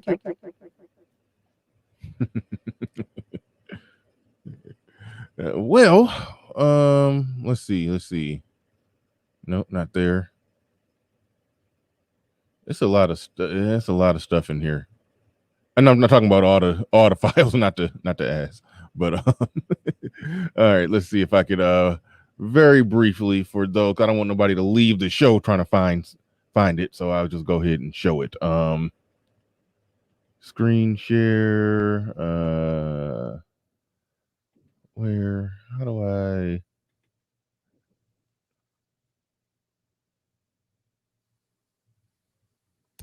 That is the sound, ladies and gentlemen, of Mr. Bernard Riley seriously studying with great intensity on his face the photographic evidence that we have received from Miss Tasha K. No, I was having a hard time finding it. I think it's on the screen. Now, you can see there the handprints of Mr. Derrick Jaxn. There's no evidence that those are his prints. That we don't know that. We don't know that. But yeah, no. She working with something. No ifs, ands, or buts about that. No ifs, ands, or buts there. All right. Now, my thinking is this: if she can work that in Magic City fashion on your machine with well-oiled velocity, that I could understand. Listen, I understand, Derrick. I understand.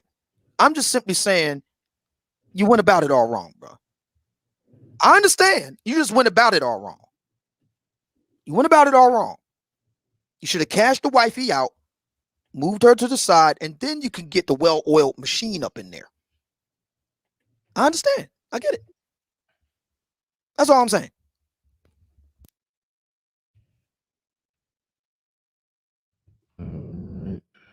Just making a quick change to that little thing scrolling down there. Had to add Black Wolf to that. All right, so yeah, there it is. But yeah, so where was we at in terms of? Oh yeah, I was about to play the clip that I've been talking about, playing the clip for the longest, because his videos hit different now after this. They really do. It's funny listening to him. But S. Howard 2 says it's been good relationships lost behind Jaxn hypocrisy. Ooh, interesting point. I lost 2 good women that sent me Jaxn clips before our demise off with his head. Damn. You want to know something? That's a very good point. I've been hearing brothers on Facebook all this morning talking about the same thing. Brothers have lost relationships behind this man's fuckery. So he's got something. So there is a interesting comparison to make here. Kevin Samuels is bringing black men and black women together. Derrick Jaxn is driving them apart, starting with his own household. Now check that out. Shout out to Kardashian. Said, "Showed them cheeks. I showed them. I showed them." But yeah, so here we go. We got to check out this video. Obsidian, you can stop it at any moment when the video is rolling. Yeah, this all hits different when, in light of everything we know now. It hits different.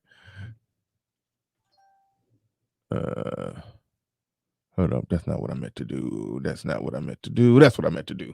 All right. Now, I actually responded to this over on my channel, by the way. My last live show, I actually responded to Derrick Jaxn as the news was breaking of his fuckery. And I gave an official statement at that time. But since then, we can now talk about it because now it's been confirmed. And he has yet another thotty. And now that's thotty number 2 that we just saw on the screen. Thotty number 3, etc. are on route, thanks to Miss Tasha K. Again, thanks, Miss Tasha K. And I will be sending you a case of wine because I do not ever want you coming after me. Please go ahead and roll the tape. Dating somebody famous? No. No, I would not. I find that, you know, if a man's in the limelight and it's very rare to find one that's like, I'm going to work for this relationship. This is what I want. And, I'm gung ho about being with one person and we gonna make this thing ride out. Like, because they are who they are and you're just one of maybe millions of women that want them, they're going to be like, yeah, I don't have to work for you. I don't have to try to make this work. You've got to make this work. You've got to compromise. You've got to reconcile within your mind about what this is, not me. Period. Real quick, Obsidian, before we get Derrick Jaxn's response, do you think anything is wrong with that? With that man, he's wealthy, he has money, and he's telling. To me, that makes sense. A man who's wealthy and got money can tell that woman, "This is what it is, and you're going to bend to what it is that I want to do, or you're going to walk." It seems, or I'm going to send you on your way. It seems like women who make the same argument that the man that you got to, if you got to pay the cost to be the boss. Give me something to submit to, and I'll submit to it. But here they are saying with the man who has the ultimate riches that they're still saying, no, I'm not going to bend. I'm not going to be the one to jump through the hoops. I'm not going to do. It's like, it's like the lack of logic when it comes to them. Anyway, do you want to give a brief take on that? Disagree with my my point that I'm making there? Obsidian? Oh, he probably walked away because he saw it already. But anyway, all right, cool. Well, hold on, I'll briefly read a super chat real quick. Nuruddin in the building, super chat. He says, "Hey Bernard and Obsidian, I sent it to you also. Now he is cheating and now invoking the name of God." I got it last night when it was live. I got it. I was right, like I said, it was Derrick Jaxn has been able to both evoke both Bill Clinton and Jimmy Swaggart all at the same time. What a feat. Kadesh Chayat says, "I'm glad Scott Howard too said that. That has been on my mind last week before this whole scandal came about Jackson's advice ruining relationships. No cap." Absolutely. All right, back to the footage. So, for those who don't know, this is the singer Tyrese's soon to be ex-wife, Samantha Lee, formerly Samantha Lee Gibson. And I believe she's answering questions. Somebody asked her about, whether or not she should, or they should, will she advise women to date high status men, men of a lot of means and all that other good stuff. And you guys heard her answer on what she said. Now, people asked what my thoughts were on this. And to sum it up really quickly, I think it's very interesting. By the way, this is only a short clip of a much longer conversation she has on her page, but I think it's very interesting that she's saying from experience that in dating dudes who have all of these things that a lot of women want, it doesn't translate into things that she and what I'm pretty sure a lot of women would want. It translates into selfishness. It translates into, what dare I say, narcissism. It translates into having to fight for a relationship by yourself. It translates into, even though you're in a relationship, or even in her case, a marriage, being treated like you're just another number. Now, I'm not going to negate anything that she's saying because she's speaking her truth, but I would go so far as to say that's not about a man having money. That's not about a man having a lot of status, fame, success, or anything like that. That's about a man's mentality or his maturity or lack thereof. That's about a man having a shopping mentality instead of an investment mentality. This was something that was broken down to me by my mentor, Paul Brunson, several years ago. But essentially, it's like this. Anybody can have a shopping mentality. We pretty much come out the womb with a shopping mentality. That's when you were ready to dabble. Fair use. First of all, let me say this. I know Paul Carrick Brunson very well. We go back better part of a dozen years. And I haven't talked to him since this whole thing broke, but something tells me he does not want his name being mentioned by Derrick Jaxn. Number two, at this time. Number two. Excuse me. Number two. We do know that Derrick likes to shop around, don't we? That's why I said this all hits different now that we know what we know. It hits different now. He said this, for those that don't know, he said this probably a week before the news dropped. Maybe a little more. And it's hitting different. ERX the first says, I didn't know he was running relationships. That's weak, bruh. I mean, you can listen to the advice. I showed in my pre-recorded video that I just did how he basically essentially said that women, if what the man is providing for you, if you can replace him with money and a sex toy, then you should sit at that table by yourself. I mean, he's giving them advice that leave them by themselves so we can sell them self-love. Like, that's clear and obvious. He's saying stuff to keep black men and black women separate. But now we got to look at that. Why is he doing all that self-love? Could that be a ploy for him to slide in there? He's trying to keep as many of them as single as possible so he can have I don't think that's his game. So he can have more to pick from. I don't believe that's his game. But he is giving them advice that will leave them by themselves. So I mean, yeah, it increases its customer base if more women are single and loving themselves, instead of a man. But anyway, back to the tape. But fair use. Into just about anything, your eyes is on everything. You want to try on everything. You don't really have a true focus. You don't really have a true plan. You're just coming in hoping to kind of taste test around and stuff like that.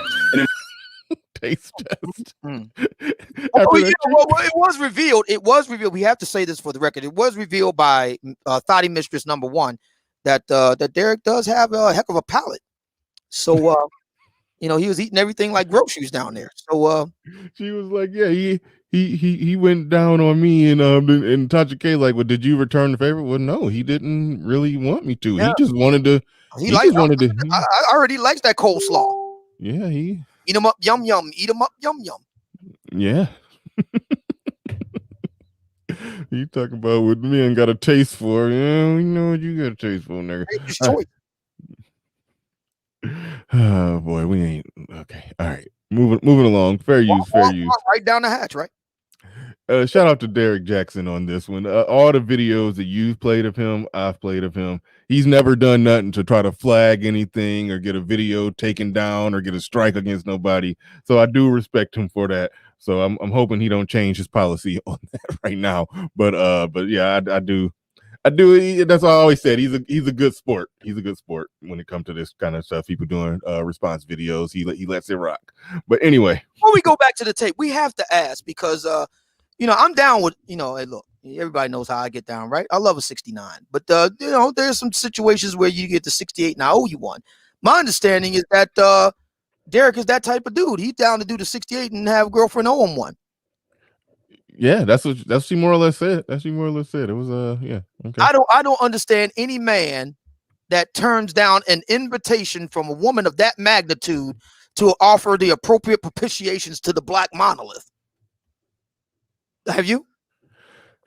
No. I mean, not even our president Bill Clinton turned that down. I mean, how? No. Black Wolf Inc. in the building. He says, Obsidian, I humbly request an ALU Akbar for Derrick Jaxn. Oh, Allah Hey, yeah, and Allah Akbar for Oh, you know, I got to do Jackson the that. Simp. Turn up the volume on that one. Here we go. Allahu Akbar! Allahu Akbar! Allahu Akbar! Yeah. Effery in his career, he was shafted by thine own sucker for love ish. Thank you, Black Wolf Inc. for that. Appreciate it. All right, rolling back on to the tape, rolling back to the not so beautiful bean footage. Investment mentality is the exact opposite. It's the mentality that, you know what I want, I know the criteria, and once I put my name on it, once I say this is mine, this is getting all my energy. This is getting my focus. I'm going to make this work. I'm going to put my It hits different now. He says, once I invest and once I do this, I'm giving this all my energy and all my focus and all my all. He's saving all his love for her, ain't he? Yeah. Like Whitney Houston of old. Yeah. You know what's funny about that song? Real quick segue. When I was younger, I would hear that song, beautiful melody, Whitney Houston's amazing voice. I didn't understand how trashy that song. Like, that was a Side Chick song out of this world. I didn't even realize that until I had to re-listen to it when I was much older. I was like, wow. It has new meaning in light of the current circumstance, doesn't it? Yeah. It was it was a verse in there where he was gaslighting and talking about one day we gonna run away together. I'm gonna leave my wife and this or that. Right. And it was the whole works. He gonna get a whole bucket of coleslaw. And, Yeah, that song was those lyrics hit different than from when I first heard the song, and I had to go back and listen to it. But Jackson. Eating the full self, throw my full self into making this work.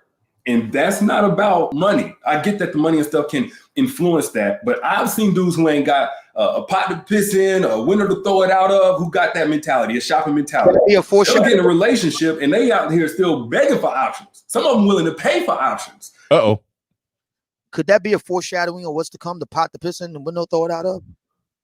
No, the part that I owed on is the paying for options. Oh, of course he had to pay for the options. We see the tapes. We see the did you see him? Did you see the text from the first one? Oh yeah, no, I saw the part where he was investing. Oh yeah, freaking flyer miles all over the joint. Yeah, I mean, you add it all up. Yeah, he was 1,600 there, 1,200 here.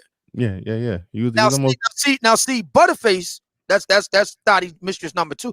She didn't get all that because she just went straight from where she was at over to his thought spot, and they just got it in, and he got some JJ's wings. So how do you think she feels about that?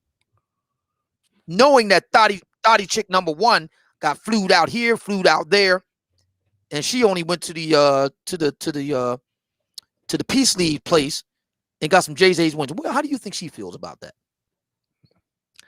Yeah, I'd imagine she could possibly feel some type of way that she was. Could that have anything to do with why she was on the air last night with Tasha K only minutes after Derrick did his Bill Clinton, Jimmy Swaggart, mea culpa? Yeah, she was ready to go, and it was interesting. Shout out to Tasha K, man. She skillfully planned her thing right after him, and she had like 10K views to his 4.8K that I saw it max out at.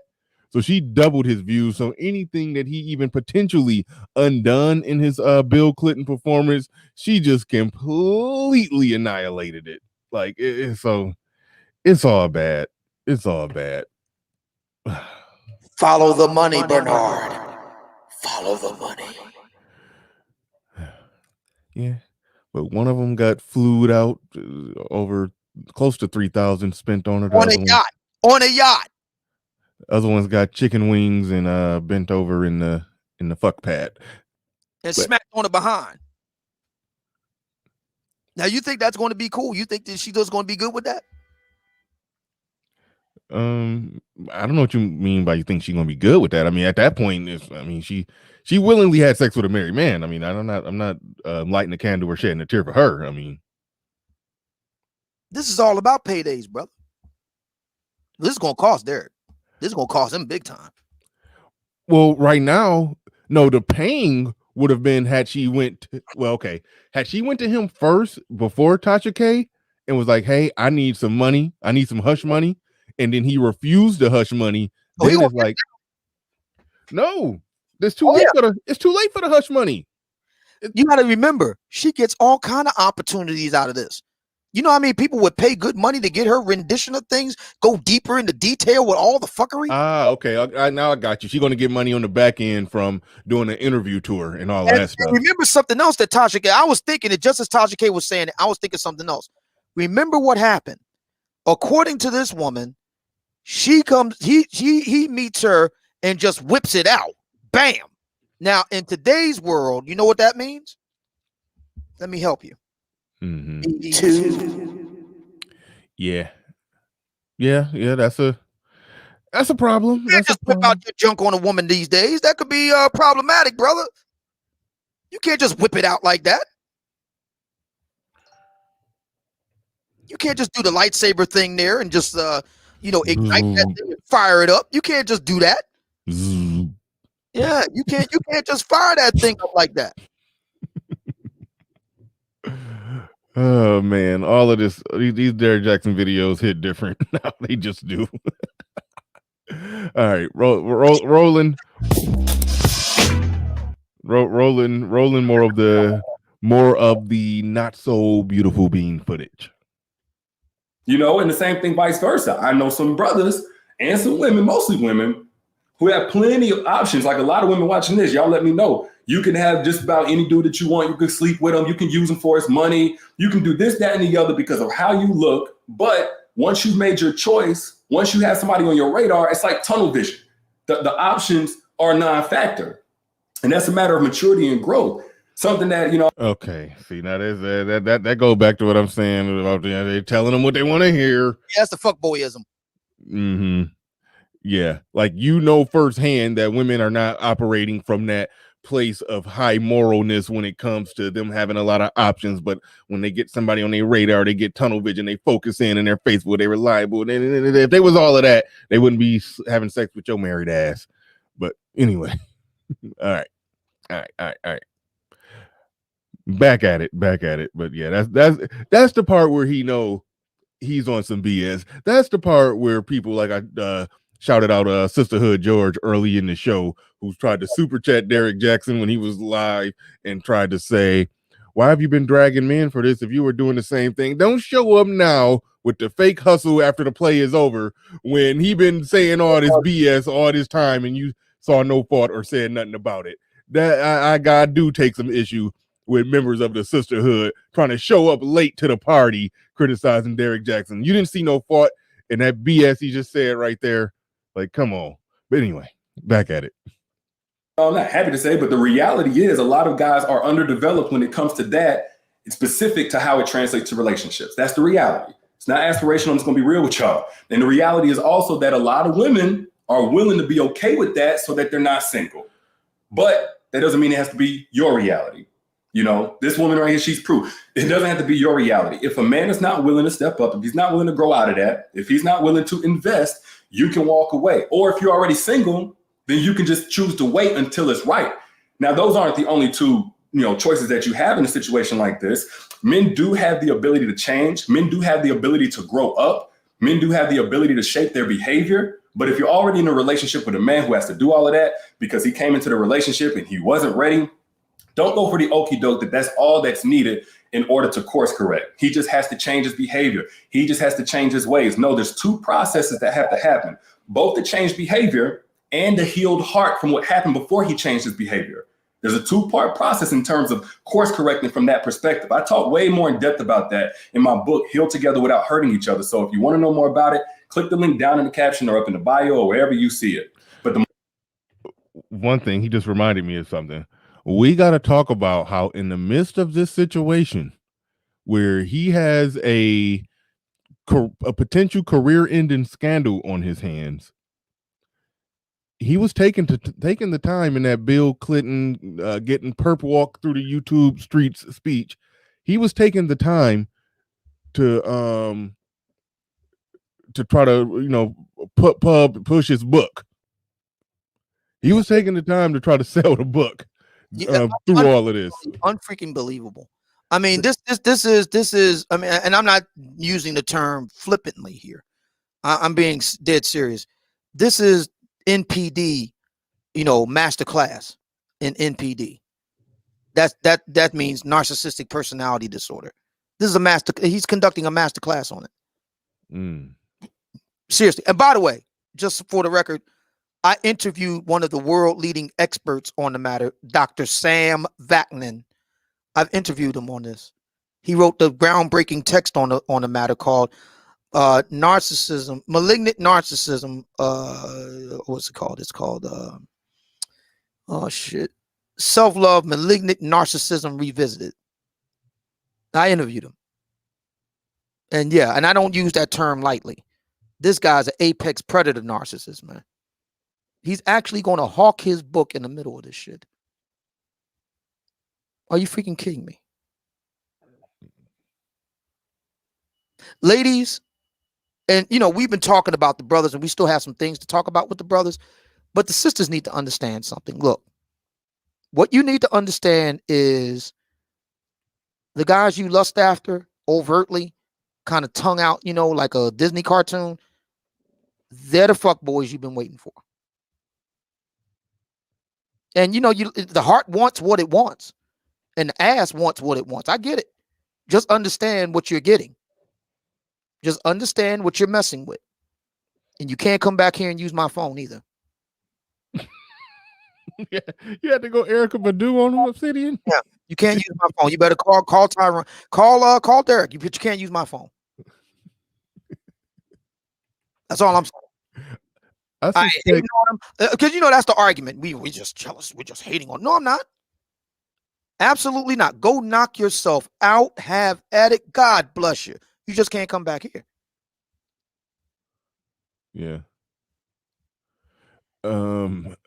I don't think the younger generation understands how hard that call Tyrone, but you can't use my phone. I don't think they understand how hard that hit in the pre-cell phone era when somebody's at your house and you're putting them at your house and tell them that they got to call a ride, but you don't let them use your phone. Back in the 90s, that meant you had to go walk pretty damn far to find a phone. You just couldn't go knock on a random neighbor's door to use a phone. You had to go find a payphone somewhere. That could have been 10 blocks away. So the number one, because black women love talking about narcissism. There's a sister online right now on YouTube. Mm-hmm. Her name is her government name is Chanel. I believe it's Chanel Jasmine Clark, but she's better known as the spiritual whistleblower. She is like a self-styled expert on narcissistic personality disorder within relationships. Okay, she's not the only one on YouTube that does.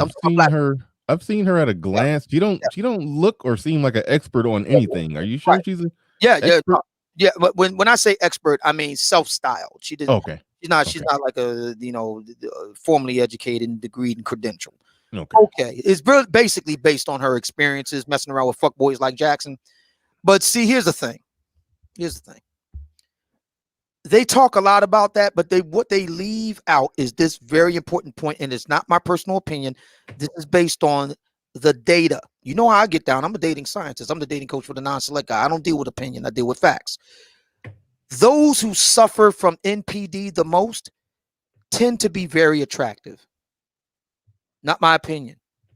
So ladies, and this is very important for you black women, you lovely ladies of the community, you love how them brothers look. The more conspicuously handsome he is, the more likely he is to be a narcissist, like the one you're looking at on the screen right now. I'm just saying, just so you know. I'm just saying.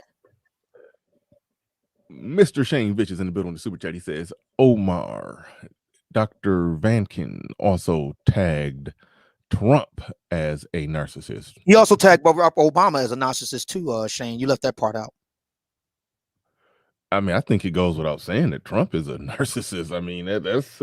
He also tagged Barack Obama as a narcissist. Yeah, no, yeah. I mean, if an expert tagged Barack as that, then I'll trust the word of an expert. But I'm saying Barack don't just wear it on his sleeves. But Yeah, he does. He just doesn't do it in a way that we typically associate with it. Yeah, that's what I meant by I said Yeah. the expert will know that Barack is a narcissist. The layman, when it comes to studying narcissists, somebody like me, I wouldn't see it. It isn't overt with Barack Obama. It's just more overt with Donald Trump. But I'll trust the word of the expert. But Trump, yeah, he's boisterous. He wears it on his sleeve. He could do no wrong. That's part of Trump. I did a really interesting interview with Vaknin. He said that entire industries are inherently narcissistic, politics being one of them. Yeah. Shane Viss is saying, okay, your point. Well, I was going to say the same thing to you. Your point.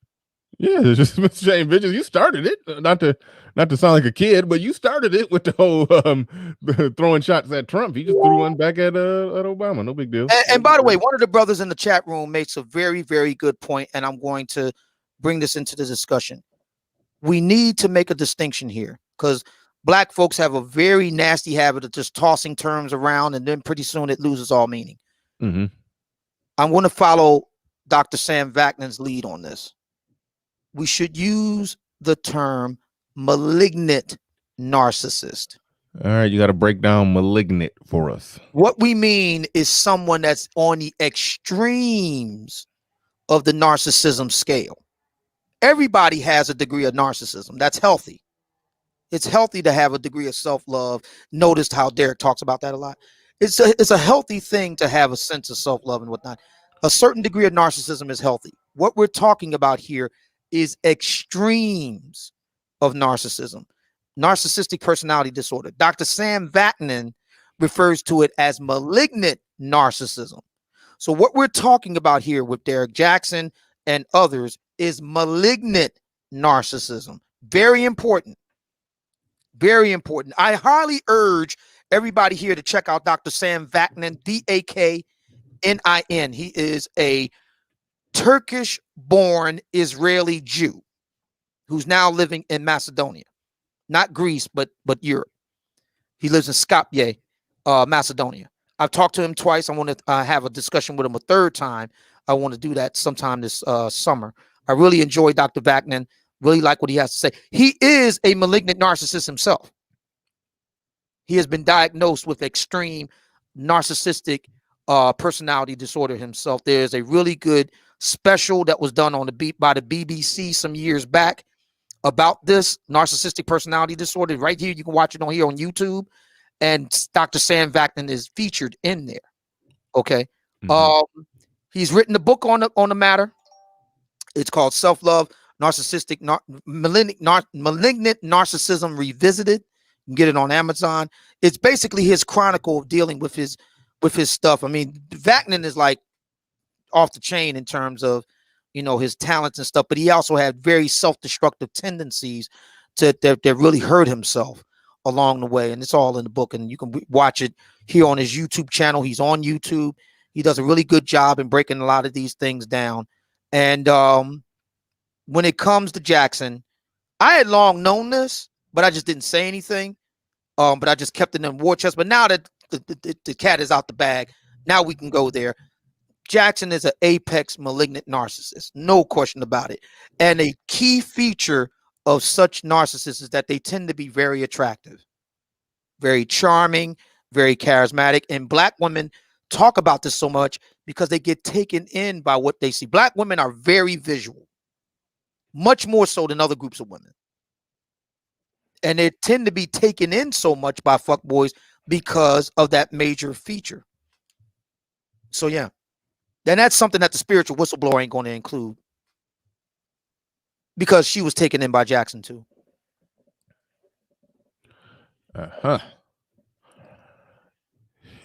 Yep, that's sort of related to my point about the women who are all of a sudden now they got something to say about Derrick Jaxn, as if you didn't have the intelligence or wherewithal to see through it beforehand. It sort of speaks to that, but what you explain, yeah, that does shed some light on that factor of it as well. It's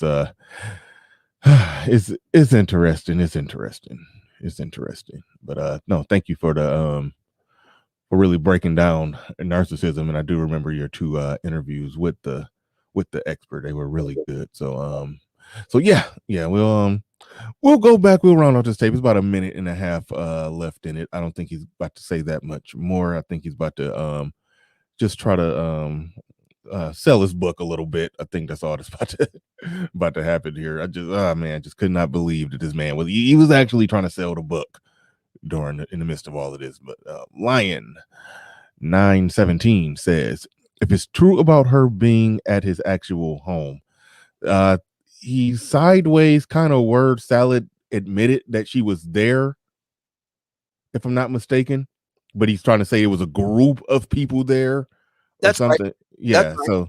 So He sideways does everything. He's a cancer. He's a cancer male. Cancer male sideways do everything. Yeah, he No disrespect, Bernard, but I'm just saying. Well, I take no offense to that because I don't really do the whole astrological sign. It's not my thing. So I take all of that with a grain of salt. But yes, I am a Cancer. So yeah, that's funny. But no, I take no offense to that. Go ahead and pile on the Cancer men. That's fine. But okay, so what he's saying, he says, if it's true about her being at his actual home, what if this side chick was so hurt that she decided to cause physical harm to him and his wife? Yeah, that's wild.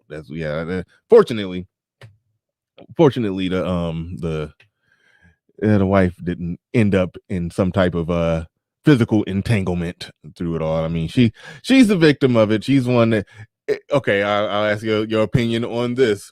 There was a brief moment where it seemed as if, like, I thought for a second she was about to come on camera and sit next to him and talk, and then because he looked up like he was saying something to her, and then he was like, "You can come pull up a chair if you want," or he was basically talking to her, basically welcoming her to come on and speak. That rubbed me the wrong way. I saw that. That rubbed me the wrong way too, and I'm gonna tell you the reason why. Mm-hmm. All right, so here you are with your fucked up self, your fuckboy self. And this woman is basically your last lifeline. And you want to talk to her like she's one of the homies at the pool hall? Pull up a chair? Are you kidding me? Really? I mean, I'm no romantic. Nobody will ever, no family members, no women in my past, none of that will ever accuse me of being a romantic or a sentimental type of guy. I freely admit that. I ain't got a sentimental bone in my body. But just out of straight self-preservation, you would have that woman on deck, on station, and you would be deferring the fuck out of her. Just out of simple self-preservation. You wouldn't be talking to her like she's one of the homies. Pull up a chair if you want to. The fuck? But that's what happens when you deal with a malignant narcissist, ladies. Have you had enough? Okay. Candace Lupus says, didn't she cheat on him also? This goes back. So he claims. This goes back to that word salad. Okay. He said, this is, I'm going to try to paraphrase him exactly. He said, she let other people in too. Then he immediately said, not saying that she let men in. It's like he says. So he claims. And I'm inclined to take everything with a brick of salt. Until you can show me tapes where she's got some so-and-so up in the crib. But the way that he worded it just as ridiculous as he worded the sexual relationship without sex. He said, and she let people in too, not saying she let men in. Like, what are you talking about? They're saying that she's into women. I don't give a shit. So what? That still doesn't justify what he did. So if okay, how about this? Wait, hold on. If he was cheating on him with other women, how come he ain't leave her then? Well, that's his more important question. Is there any evidence other than his word salad that she's somehow into women? Exactly. See, a lot of brothers, this is the problem that a lot of brothers want to have here. And I was saying this earlier. See, a lot of brothers don't want to confront something. You know, as I was doing my research into Jackson over the years and over the past 2 years in particular, I would keep hearing words to this effect. Don't knock that brother's hustle. I respect Derrick Jaxn's hustle. He's a genius. I ain't mad at Derrick Jaxn. You want to know why? And follow me carefully here. Derrick is a victim of his own hype. And what I mean by that is he's a romantic. He's a poet. Poets by definition are romantics. He's a romantic. And a lot of brothers are romantics too. This is the reason why, you know, the idea that, you know, women just being into guys for what they can do to them, it really rubs a lot of brothers the wrong way, because a lot of brothers want to be valued for themselves, not for what they can do or their utility. This is the reason why you hear a lot of brothers talking about we were lied to. Lied to by who? By society, about this, about that. My man, get over it. Life ain't a rom-com. And the simple truth of the matter is that women are a lot more pragmatic than you. Get over yourself.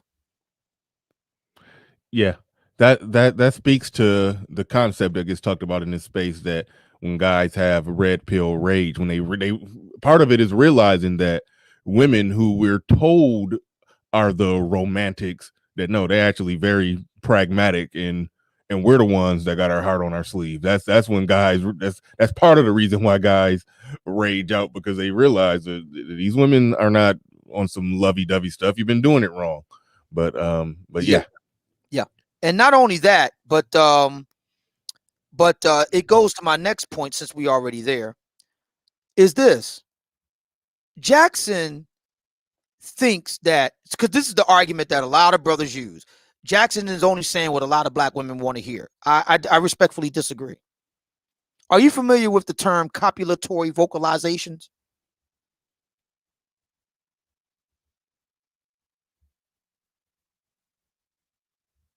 I was on mute for a second. I apologize. You said compilatory vocalizations? That's right. No, never heard of that. It's a concept from the world of science, specifically evolutionary biology, okay, and psychology. Okay.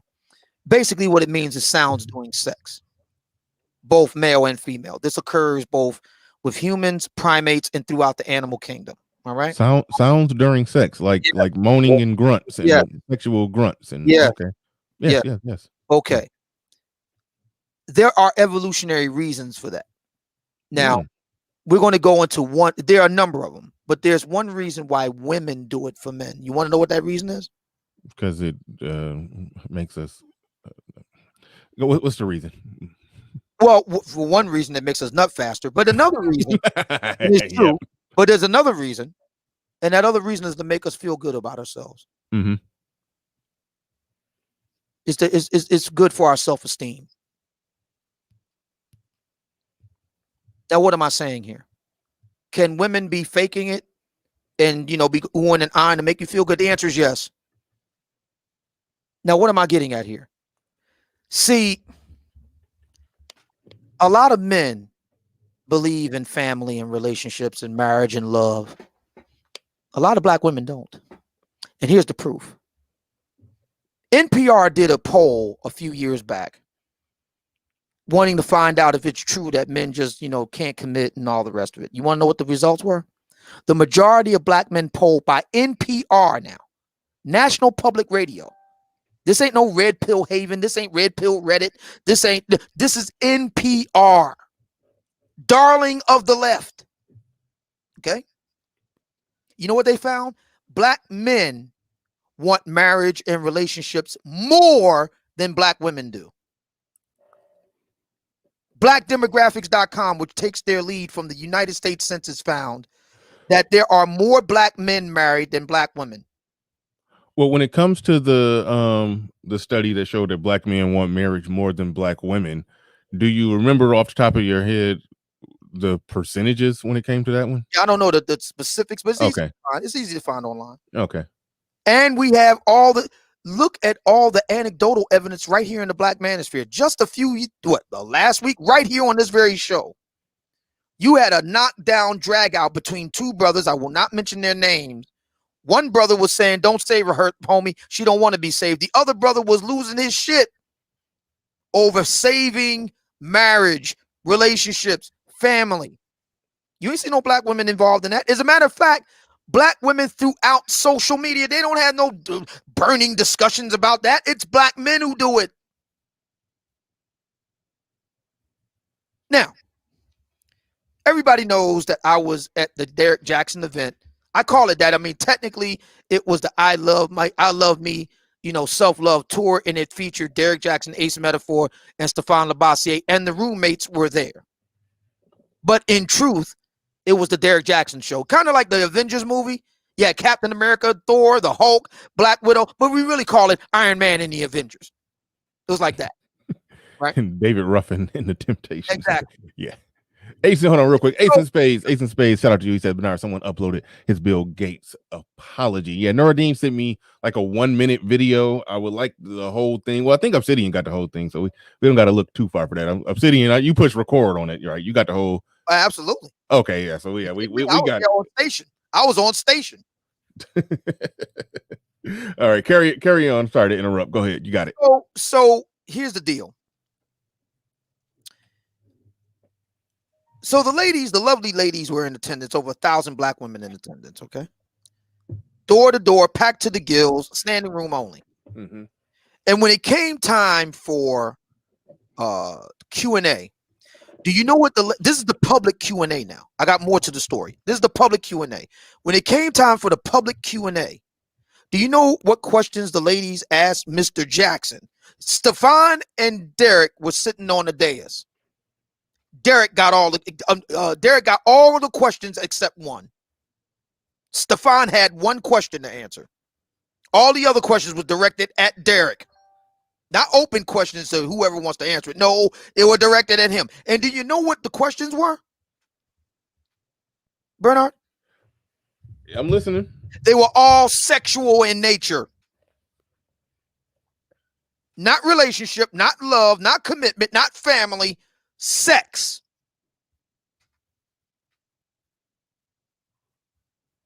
Okay? Mm-hmm. That's public. Now I'm going to tell you about my research assistant. You know, I had my research assistant help me out. She was a beard of sorts that day. I felt that it kind of would be a strange flex, a weird flex for a lone brother to go to an event like that. It would kind of look odd. So I had to have a beard. So I had my research assistant. And she was there to serve two purposes. One, to get me additional intel that I couldn't get on my own, read the ladies' room. We all know it all really goes down in the ladies' room. And two, to give the appearance that she is a rabid Derrick Jaxn fangirl and that she dragged me along. And it worked perfectly. She didn't like it, to be fair. But it worked perfectly because all the other ladies was like, you too, huh? Great, great, great. Yes. So my research assistant repairs to the ladies' room.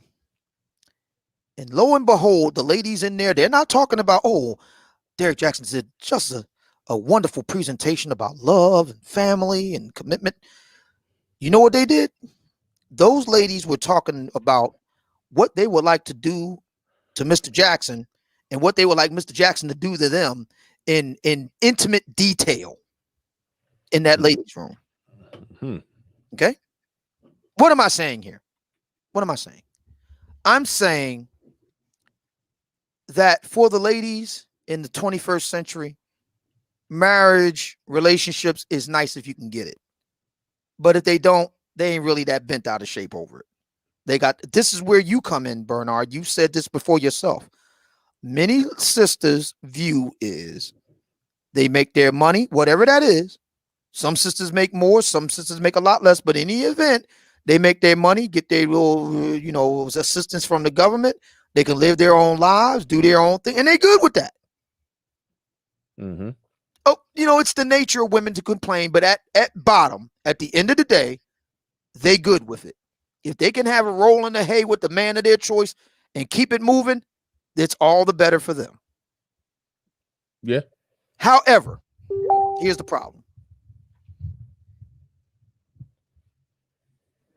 If they say that within plain view of the rank and file brother, how do you think that's going to go over? They'll be viewed a certain way, a way that they don't want to be viewed. They don't want to be viewed in a way that's going to tarnish their public image. So And that's part of the reason why, yes, they're shout out to friend of the show ARC, they're duplicitous. They have to show different sides. Yeah. Indeed. As a matter of fact, he made a point. So it would make sense for these ladies to send the signal out there that they want love and commitment, because that's what a lot of black men want to hear.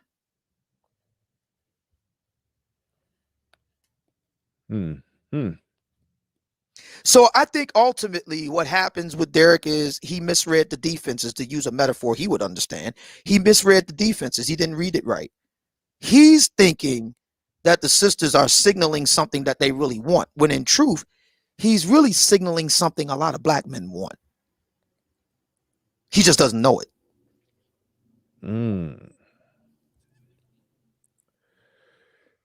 Interesting. I like how you put that. That's a interesting concept, a new concept you put on the table in terms of all of this. I never thought of it that way. And that's the reason why I am your friendly neighborhood dating scientist. Get your copy, autographed copy of the Book of Obsidian right now. Get yours right now. I got a third shipment on the way in right now. You know I have to write a book about all this. I got to write a book about this. I am sitting here wondering, I don't know if you, okay. I'm just trying to figure out, are you going to actually, I know you said it, but I'm questioning whether or not you can actually devote a whole book to ultimately this situation. It's going to take at least 500 pages to explain it. Come on. It's taking about a minimum, basically the size of the book you got in your hand right now. It's going to take that to explain this whole situation. So a lot of brothers, and shout out to Edward Anderson. He's in the building. I see him. He's 100% correct. A lot of dudes are way too romantic for their own good. A lot of black women have accepted the 20. Really what this comes down to is a struggle with modernity. A lot of black men are having trouble adjusting to a 21st century world. They're kind of like Steve Rogers trying to, find their way in a new world. And they're having a lot of trouble adjusting in it. Simply put, a lot of black women ain't that bent out of shape if they can't find the one. Now, would they like a man to pay their bills? Absolutely. But they ain't that put out over it. Great Prince said Derrick had a good marriage. He just took 50% off. Yep. That's right. And what we're seeing here is, because I listen to guys say, well, he's doing this, he's doing it. Yeah, but how do you explain what we saw firsthand? See, a lot of guys have never been to an actual event. I have. That's the reason why I went, because I wanted to see for myself what the deal was. You can't just explain away that phenomena, man. You can't. I have, I think, a workable theory to explain what we're seeing here. And I think what Derrick is dealing with is what he believes and what he wants to be true versus what is actually true. Mm-hmm. He would like to, it's almost akin to WandaVision. Derrick is kind of suffering his own version of WandaVision. We all seen the show by now. I'm very familiar with the comic book. Scarlet Witch is kind of suffering from her own mental problems, her own delusions. And she's living in her own fantasy world. Derrick Jaxn is very much suffering from the same thing. He doesn't even see how black women see him. They don't give a damn about him talking about relationships and love. They want to, what? Matter of fact, because I don't want to get you into trouble. Here, I'll just do this. Yeah. Mm-hmm. And they're more than happy to keep it moving. Kadash Cheya says, excellent analogy of black men and Steve Rogers' Obsidian. I gotta admit, I'm one of those men. Yeah, I was about to explain how, to some degree, and you can hear it come out when I'm analyzing certain things. Like I did a pre-recorded. It's not out yet. My editor is working on it right now as we speak. So I don't know. It might be out it might be out later today, where I was analyzing some stuff that Ace Metaphor was talking about, where he was ultimately caping for women leaving. Actually, no, it was a conversation that you covered between him and That's Mr. right. Let Go. I'm Very late. perceptive. I'm glad you jumped on it. Very perceptive, because I was thinking the very same thing. In a very interesting sense, Ace Metaphor is on to something. He's just a little. Let's put it this way. I'm a bit further along the curve than he is. But we're both. I'm a later chapter in the book from him, but we're both in the same book. Yeah, and by the end of the video, one thing that I was explaining is that by by him basically arguing everything that he's arguing for and explaining all the reasons why the modern woman is leaving relationships, and he did, in my opinion, ultimately charge brothers up and say that brothers that make regular money are coming home and trying to be Mr. from Color Purple. But the reality is, there's more guys that get married and they're tiptoeing around their wife. I mean, the concept happy wife, happy life, men being in the doghouse, sexless marriages, or women rationing out sex, or men having to sleep on the couch. I mean, we live in a culture where Prince Hakeem had to sleep on the couch. For those of you that saw Coming to America too. So it's more likely that men are peeking through the door to check the temperature in the room before they come in, because that woman with her emotional, erratic nonsense, she's more likely to make his life a living hell than what he's making hers. That's the situation that a lot of men are in. So I didn't like the one he was charging Caesar D1 in the building. You didn't have to send $100 super chat. You hit me with $100 cash app. Oh my the night man! before. Let me go ahead and recognize the brother. Thank you so much, Caesar D1. Allahu Akbar! Allahu Akbar! Yeah, thank you so much for that. I appreciate it. Yeah, Caesar D1 always coming through. He was the Manosphere's Ike before Ike was coming through, dropping all them super chat kings. Yeah, Caesar D dropping all them super chats. What they call Ike the super chat king, or super saiyan chat, whatever. I forgot what they call. But shout out to Caesar D1. He's definitely the original when it comes to that. We appreciate your supporting black male media 100%, man, 100%. But yeah, so aside from him charging brothers up, Ace was also, and I don't want to tease too much of what I already talked about in the video, because it was something that I hadn't really talked about on the air when I do the pre-record. This is normally I try to make something original that I hadn't spoke about already. I know sometimes we play clips of things that was on the live show that may have got lost in the shuffle of a 4-hour live stream, but I try to start from scratch and make something new with the pre-records. And so I don't want to tease too much about it. But at the end of the day, I'll just say this: he was making arguments or cases as to why women are leaving these relationships, and it was a bad case. It was a bad argument, in my opinion. And at the end of the day, I was saying, okay, so if you're saying the mere fact that they can make their own money and take care of themselves, they're justified in leaving, you do know you're arguing for a lack of families. You do know you're arguing for worse outcomes for black people as a whole. If black men, if these women are justified in leaving for bad reasons, and so there I was being Steve Rogers, but the women don't give a shit. The women don't give a shit, and apparently their spokesmen don't either. But anyway, not only that, but there's the other piece too, which is so a lot of black women have been, over the past few years, dating back about 5, 6, 7 years, making a big stink about not being protected. And nobody asked the question. See, the assumption is that these women are just out there single and alone and just living their life. We know that they're effing somebody. Know that. So the question has to be, why is it that you can't get the man you're effing to protect you? See, this is the reason why Feminista Jones would never have a sit down with me, because she knows I will ask her that question. As much as you talk about getting effed, why aren't the men that are effing you and doing all this freaky stuff with you and the paddles and the BDSM and all the rest of it, well, how come he can't protect you? Where's your down at? Well, now we have the answer, don't we? Yeah. Very true. Now, how is that going to play I'll take up the other end of this. How do you think that's going to play for the non-select guy? Well, we already have the answer to that because I put that answer out years ago. I refuse to be the cleanup man.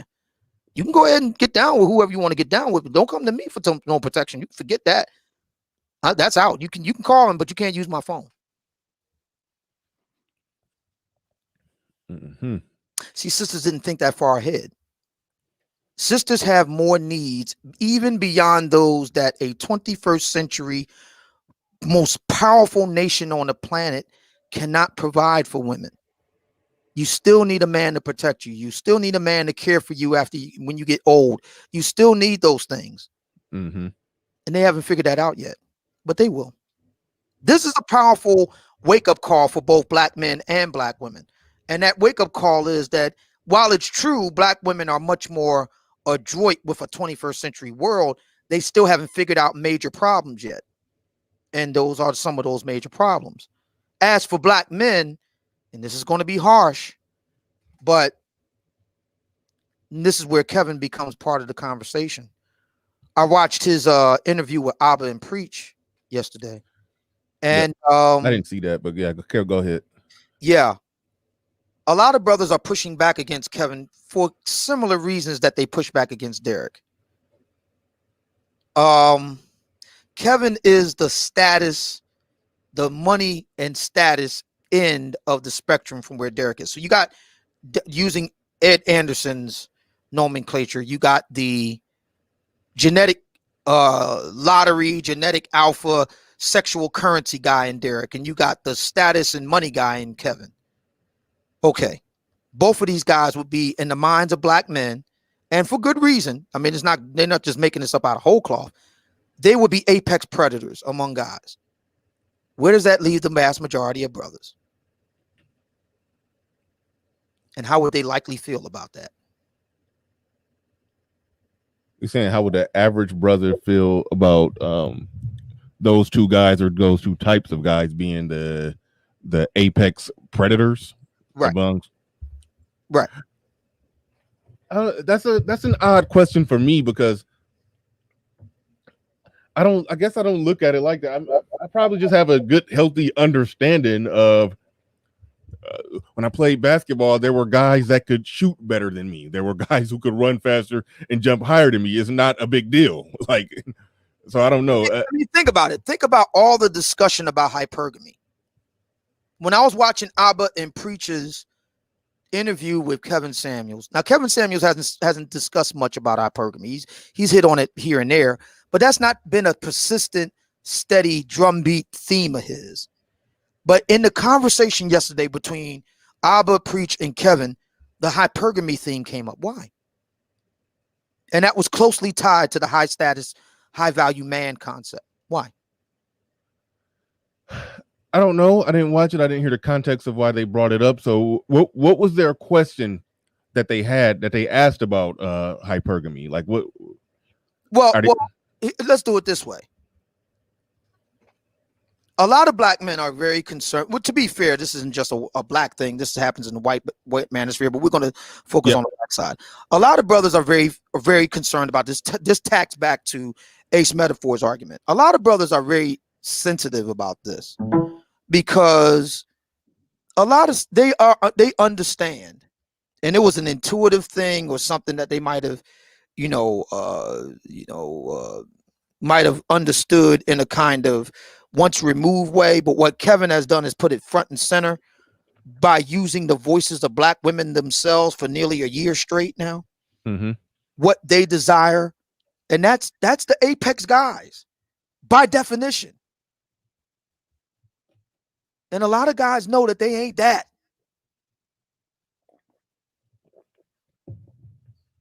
And that's very dispiriting for a lot of brothers. A lot of brothers, think about it. A lot of brothers are romantic. A lot of brothers believe in a kind of idyllic WandaVision type of existence. And here we're being slapped upside the head with the reality that a lot of black women are good with their lives. If they can live their lives on their own terms, if they can have, a roll in the hay or two with a guy like a Derrick, and if they can spend time with a guy like a Kevin, where does that leave the vast majority of brothers?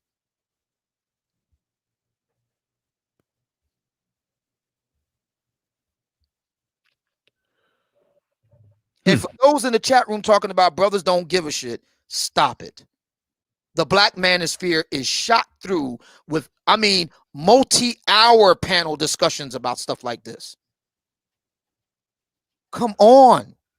Well, when you're asking a question, where does that leave most brothers? Okay, seeing as most guys, if we're going with the Derrick Jaxn end of it, okay, well, I'm taking his name off of it. Most guys are not 6'5" and ripped up, and most guys aren't super successful and wealthy. But yes, most women would like to be with that. But the small percentage of guys who are like that, they can't be with all the women. They can be with a lot of women. So there's women that the other guys can deal with and do deal with and do mess with. What both men have in common, if we sit back and think about this, what both men have in common, Jaxn and Samuels, is this: Black women come out to the yard in droves to both. Yeah, but okay, so guys who are making a big stink about that, that's public social jealousy of somebody's social status. But I think in reality that guy still can get on. We'll get a deal with the why. I think in reality that guy can still roll up his sleeves and go out there and get on with some chick somewhere. But far as just one guy bringing all the girls to the yard, so to speak. A chick that's going on record and saying, I can't respect an average guy. She fucked a lot of a chick that you have said on more than one occasion is pretty good living the way that she did. Even if it's less than ideal, she would choose that over getting with an average guy. A type of sister who Ace Metaphor said is leaving average guys. This is a 21st century world. This is going to be very harsh for me to say. I know it's harsh. I know. But it has to be said. A lot of sisters really would rather be alone than to settle for less. And I'm just going to go ahead and say this. This is going to be hard to hear, but I'm going to say it. In the minds of a lot of Black women, being an average brother is less. That's not harsh. It's only if you take something, Black women saying that as something that just, I don't know, I guess personally hurts your heart, but I don't think that's harsh that they view. I mean, they're welcome to view it that way. And they're welcome to be illogical and live in their own lack of logic. If the average brother or the slightly above average brother that they qualify for, if they view him as less than, or as what happened on Kevin Samuels' show, we can always reference back to a call on his show. Every conversation you can reference back to a call on his show where the chick said the first guy that she was engaged to, she didn't get married to him because he didn't intellectually challenge her or stimulate her. But then we came to find out that they both had the same exact degree, had the same exact job. Well, she wasn't she said he wasn't making that he wasn't doing really well financially. And then Kevin Samuels was like, wait, you just said you were doing well financially. Yes, I'm doing well financially. But you just said you and him had the same degree and the same job, right? Okay, then by default he was doing well financially. Okay, that's so right. we're talking about irrational people. No, it's not. Hypergamy is not irrational. She wants a man more than him. Right. She wants a man that's more than her, not her equal. Right. And that's where society got flipped upside down, because that guy, back before she had the ability or opportunity to go and get that degree and make that same amount of money working that same job, that guy would have been able to scratch her hypergamous itch. But now that she could get her own money herself, now in order to scratch her hypergamous itch, the guy has to be, up to the top through the roof somewhere. And there are men like that, though. See, that's the problem. Yeah, I know. I would go along with your argument if the guys across the board were unable to do it. But the fact that there are guys who can do it despite all of this raises a very uncomfortable question. And that's this. Most men will not have the wherewithal, the opportunity, all the rest to be an apex predator. What are we going to do with all of these guys who are looking with impotent, seething and impotent rage at the few guys at the top of the status hierarchy getting all the poon. What are we going to do with the that? Okay. I just because there's a status hierarchy up there, there are women that men look to as having more status, and they look at men who don't have that status as less than. It does not mean that those men that are viewed as less than do not have a court that they can play on. I think that's the part where you're going with it. You're almost saying basically if you're not a top 10 percenter, you're an incel. So what are we going to do with these remaining? I didn't say All right, fair enough. What are we going to do with these question? No, I understand, but you're basically saying what are we going to do with these bottom 80% of men who are just fuming with rage, like they're about to go rage against society because they're not viewed the same way that men who have money are viewed. I don't know if that's as huge of a problem. I don't know what are we going to do with these men? Here's my argument. Because those men, they can hold on, wait, real quick. And they're saying this in the chat, and I was trying to get to this too. And me and Ike kind of touched on this. Those men, they can pump and dump, they could do the password thing, they could SYSBM, they could have casual sex with this person or that person. And if they find somebody who does want to get on board with their 65K, then great. But other than that, then they're free to move about the country and get in where they fit in. Yeah, provided that they can't get. What do you think these black women are coming from? They're coming from around the country to see either Jackson or Samuels or both. And we got to remember, we're not just talking about the individual men here. Remember my argument.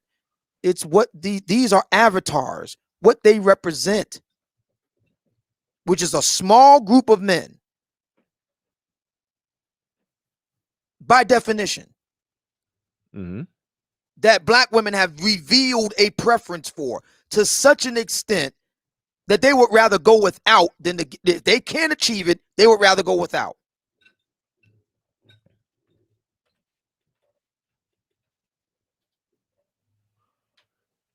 They're not going without sex. I can tell you that much. Of course not, because guys, let me be careful here. Guys like remember when Kevin Samuels would have these ladies call in and they would always say words to this effect. I deal with high value men all the time.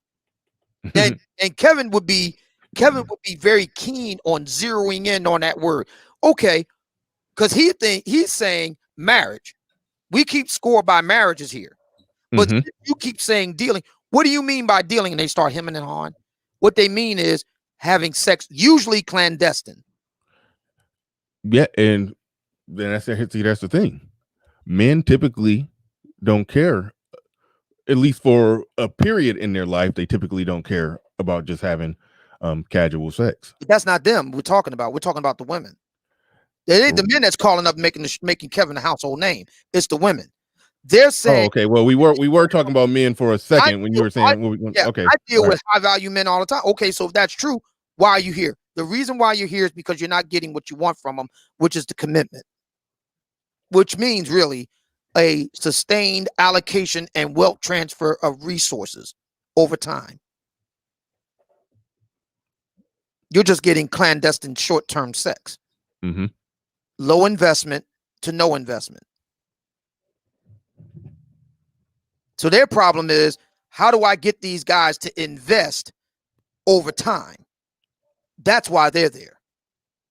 It ain't because they when they say I deal with them, what they mean is I'm having clandestine sex with this guy. How do I get him to commit? That's really what they're saying to Kevin.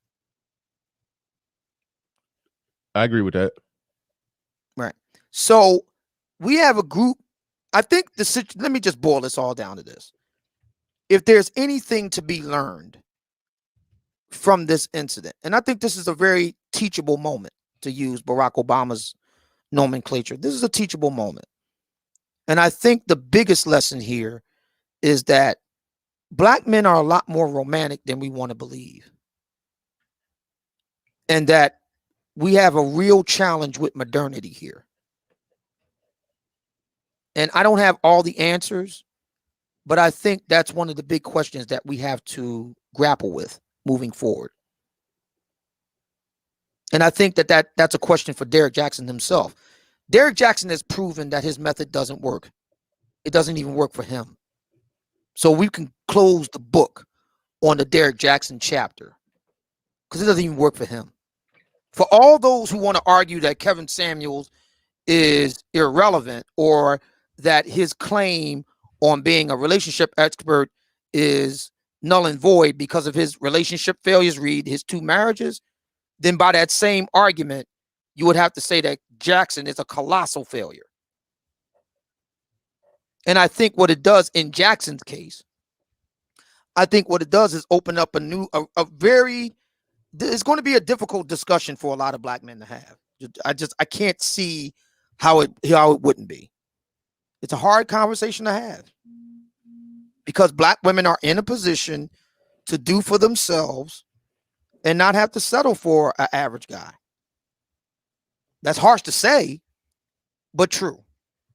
The empirical evidence, the anecdotal evidence bears it out. You've even talked about it. And it's hard to, when you add it all up together, it's kind of hard to deny. And I think moving forward, that's going to be one of the big challenges for black men moving forward is how do they adjust to modernity in a 21st century world? And I think Ace Metaphor is on to something when he says a lot of black men aren't doing very well adjusting to that new world, whereas black women are. I mean, not without their problems, not without their share of problems, and not without their share of challenges. They definitely do, but it's difficult to deny otherwise. I disagree with the part about black men are not doing well adjusting to that new world. If adjusting to it means march to the beat of somebody else's irrational drum, if they're saying that in order for us to act like we got some damn sense or conduct ourselves in a way that's conducive to a happy, healthy, flourishing relationship, we need close to 100% of men making close to $100,000 a year, then that's just irrational. I didn't say that. I know, but when you follow their arguments, if you follow Ace Metaphor's argument to its irrational conclusion, that's more or less what he was well, that's not what Ace Metaphor was arguing. Ace Metaphor was actually arguing something different. He's saying you're the guy. He's saying if you're the guy that's making average or less money a year, you need to compensate and make up for that by being Mr. Mom. And I agree with that. But how? Hold on. He defined it as less than $100,000. You defined it as anything less than $75,000. Right. I don't think if you're making $70,000, $65,000, you don't need to be Mr. Mom. That woman on average is making what, barely $40,000. Let's just say she's making $50,000. He's making 60. She's making 50. He don't got to be Mr. Mom. Now he don't got to be outright tyrant. And I think most men in relationships, yes, most men, even if they expect that woman to be submissive, they still will listen to her opinion. He was saying, guys, don't even listen or consider the opinion of their woman. What I would argue, and what I argue is that, yeah, the man ultimately should make the final decision, because it's if the train roll off the tracks, it's his fault either way, regardless. So he should be making a final decision. But he can take her opinion into consideration, especially if she's intelligent and she's saying something that makes sense. He should take her opinion into consideration. That's how most guys are operating. That's why I say he tried to color purple it by trying to make it seem as if they're coming home being outright old school tyrants. So no, that's not. And to be fair, he didn't even say that because he was talking about black men in the vast middle. So, I know, but he's saying that those guys are thinking that they can call all the shots and that woman cannot have her opinion or her voice being heard in a house that she's paying bills at. Hold on. There's academic evidence in support of his argument, though. Well, there's academic evidence that shows that when a man is making $55K and his wife is making $50K, that he doesn't want her opinion to even be heard or voiced in the relationship in the house where she's paying some bills at. Academic evidence bearing on Black America that is in support of Ace Metaphor's argument? Of what I just explained right there, not No. his. No, that black men believe that they should be an old school patriarch, no matter what they make or what they woman makes. That she should be subordinate to him no matter what, because he's the man. Me, Tarzan, you, Jane. There is academic, empirical evidence in support of that view. Send me that, because there's the concept of happy wife, happy life, men being in the doghouse, men sleeping on the couch, men being in marriages where they're getting sex rationed out. All of that doesn't purport with men beating their chest and like doing caveman shit. So I want to see that evidence. You can send it to me. I'll check it out and I'll look at it. I think the modern man has adjusted, understanding that woman works too. She pays some bills in that house. I'm going to listen to her opinion, but the man should get the final say, because even if she's getting the final say, she's topping from the bottom, she's leading, she's not going to respect him anyway. And if the train falls off the tracks, like I said, it's going to be his fault anyway. So she might as well let him make the final decision, or he might as well make the final decision, because it's going to be his fault if the train goes off the tracks. So yeah, I think that there's a real serious problem here, and the problem here is we do have a contingent of black men who are, in a very real sense, kind of like relics of a previous period. And there's a real question of, number one, should they be upgraded to the modern era? The next question is, can they be upgraded to the modern era? There's a real question there. There's a real question. And I don't have all the answers to it. I'm just saying that I think in the case of a Derrick Jaxn, in terms of ideologically, philosophically, emotionally, he's still in the past. He's trying to reconcile his own kind of WandaVision view of the world along with his real world reality that we all know about. And the two just don't mix. They collided. And I think what's up, y'all? And I think there's what's up, Ed? And I think hold on, Ed. And I think that there's something to be said for the fact that black women have, this is going to sound messed up, but I'm just going to say it. Black women in a very real sense have kind of moved on. And a lot of black men are kind of holding on. You know, that I agree with. You know, I think that's something that merits future and further discussion. This is the reason why I said I got to write a whole book about this. It really does merit a book about it. And that's what narcissists love anyway, is attention. So you're going to get all attention all the time now, Derrick. Yeah. All right. We got 13 minutes left in the show. I had no plans on doing a panel, but I don't believe in denying a link to Edward Anderson, who requested the link. So I do want to get your thoughts on this, Ed, before we get up out of here. You got the floor. You got the mic. I appreciate that. That's good. It's in the end, because, you know, people either see the beginning, the middle, or the end, right? So what's up, everybody? Appreciate it. You letting me up. A couple of things. Like, I agree with about 80% what you're saying, Obsidian, on that front. I mean, I agree with the end. I agree with the beginning. The kind of thing about, but where Bernard was pushing back on, that shit about what dude was saying about dudes want to be patriarchs. Look, I can give you that dudes may poll that shit and say that shit. I'll give you that. And that's where the data you're getting from is. But the reality is that is not this that is not what the fuck these dudes are doing. When you put them actually in front of a chick, they bitch up. and what Bernard is saying in practice is what happens. Most black men that are married, in my opinion, this is not data backed, so I'll say that, are in submissive relationships. They are the beta in their relationship. And that is not just with black women. I would dare argue that is with the few black men or with non-black women. So black men are socialized to obey women. Now, this is not to say that white men don't do it, or white men don't cuck themselves, because they do a lot of crazy shit too, because we're dealing with this American socialization. But even when you predate that, the black community has always been at best a matriarchy, at worst a gynocracy. The idea of Mr. could only happen during Jim Crow, and that was when it was possible. And even then, that's a complete extreme of what was actually going on.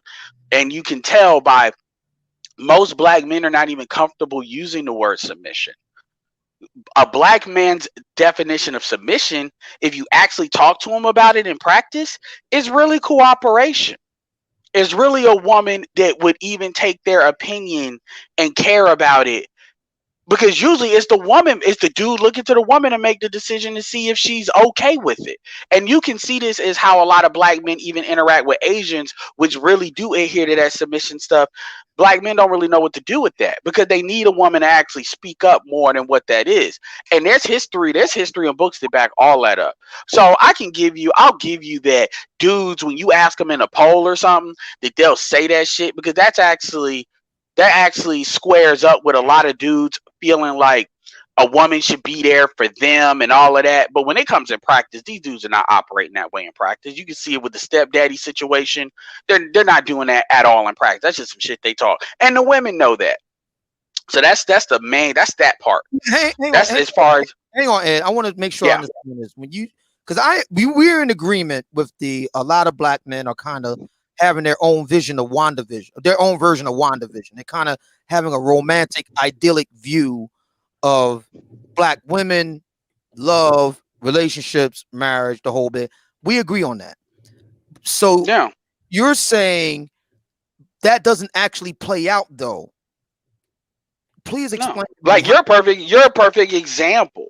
When people ask you about what are you willing to settle for and all of that, you gladly said, I choose bachelorism. And I have no problem with that, but I will not be with what I don't want. And part of that is, in my opinion, is not just looks. I would assume that extends to compliance. I'm not saying you need a woman to be completely compliant, but I don't think you're going to deal with a woman that's going to not be cooperative and think she's going to tell you what to do. Absolutely not. Let me ask you a question. Is that true or is that not true? Absolutely true. And not only that, I codified it. I've codified what I want in a woman. Everybody knows it. Okay, I just want, because I didn't hear that part, but I'm just saying most dudes are not like that. Most dudes won't stay out in the market. And like, you're not as bad as like Ramil is. I'm not where Ramil is necessarily. Ramil is I don't want to say he's extreme, but he's like let's say the far right on it. Go ahead though. Would you say that me and Ramil, since you mentioned him, would you say that me and Ramil are the mainstream of black American men today, or are we outliers? What would you say? Hell no. You're outlier. I'm in the outlier, and I'm not even that far on it. Like I'm more closer to where y'all are at, but I'm not. And I would say Ramil is a little bit to the right of you on that. I'm probably to the left of you on that. I would say Bernard is to the left of me on that, but Bernard is still kind of right of center, if you will, on that. You know what I'm saying? So, and then let's just say the left in this situation is all the dudes that they fight for marriage, they want to be married. It's not about marriage. It's not about pro-marriage or anti-marriage. That's not what I'm talking about. I want people to be clear. What I'm talking about is, what are you willing to do what are you willing to sell out for marriage? Are you willing to be in a submissive relationship for marriage? Are you willing to be a stepfather for marriage, where they say you ain't your dad? Are you willing to compromise your manhood? I mean, knowingly do it, so you can say you with somebody. Like I said this, and even Ramil disagreed with this. I said that a lot of people will talk shit about dudes that still live with their mama up to 27 something years old, not knowing the situation necessarily. But a lot of dudes do that with a bitch, where the shit is in their name, the house is in their name, the apartment is in their name, like the woman's name, and y'all are just trading your mom for a chick. And then because that's more socially acceptable, but at the end of the day, that woman can pull your whole card just like that your own mother can. And he didn't agree with that necessarily, but my point is, dudes do that. And this is why you find these dudes, and it's not just dudes that don't produce. Even a lot of dudes that produce, they'll put themselves in a situation where they believe that it's honor and being stoic and it's honor in keeping, like what a happy life, happy wife stuff that Bernard said, but it goes to an extreme. And think about it. This is why most of the divorces are not activated by men. Most of the Kevin said this, black women are the least married. That's statistically true. The most engaged, that's an opinion, but based on good anecdotal evidence, because they always talk about they're engaged. And they activate divorces more than anybody else, which again goes that's statistically true. So dudes do want this stuff, and this is why I tell dudes in the sphere, y'all trying to tell dudes not to get married or don't deal with Kevin. Kevin's not trying to tell dudes to do nothing. He's talking to the dudes that are already on that. He has his opinions about corporate America and where you are with you need to get married to move up in corporate America, which I agree, that's actually true. Dudes can get mad, but it's actually true. But most dudes, they want to be there. He's not convincing them to be there. They're there, and you can't convince them not to be. Yeah, good stuff, Ed. Good stuff. Where are we at? Oh man, you got anything else you want to add to that? We got 5 minutes left in the program. I got one more thing, but I wanted to leave a gap. I didn't want to just keep on running out the clock. Yeah, one thing I would add is that Black Enterprise is covering this whole thing. I'll post a link in the chat room. So Enterprise with what? Black Enterprise magazine is covering the Derrick Jaxn scandal. Oh wow. Yeah. Oh yeah, no, that I can see that all day. Shit. Everybody's on. I mean, there's supposed to be a business thing, but whatever. Oh damn, yeah. I didn't know exactly. Well, Jason Black gets on my nerves, but he's been chronicled the fall of Black Enterprise. I'm sure he'll have something to say about this issue too. But yeah. I did want to say this. As far as the main reason I wanted to come up really was for the what you were saying about, black men need to learn to adjust. Yeah, man. A lot of these dudes, I don't know if they can psychologically handle it, because I understand how hard it is to know that for you to understand it as a group. Your women, like King Sigma has to remind me all the time, your women are not your women. They're not. And a lot of dudes don't want to hop. I'm not telling you to hop the fence. A lot of dudes don't want to hop the fence. Like O'Shea says, a lot of dudes really don't want to take up intercultural dating either. A lot of black men want Ado's black women. And they do not want to look at it from a pragmatic perspective. So they hide behind things like, you must be lame, you're weak, you're gay. They hide behind these things in order to make themselves feel good. It's not even about caping for the women. They need to protect that ideal. Black men care more about black love than black women do. But black women are forever trying to sell black love. I get more pushback from black men on saying black love is a myth than actually black women. And a lot of what black women are able to do in the black community is really codified by these fucked up beliefs that black men still want to hold the fuck on to.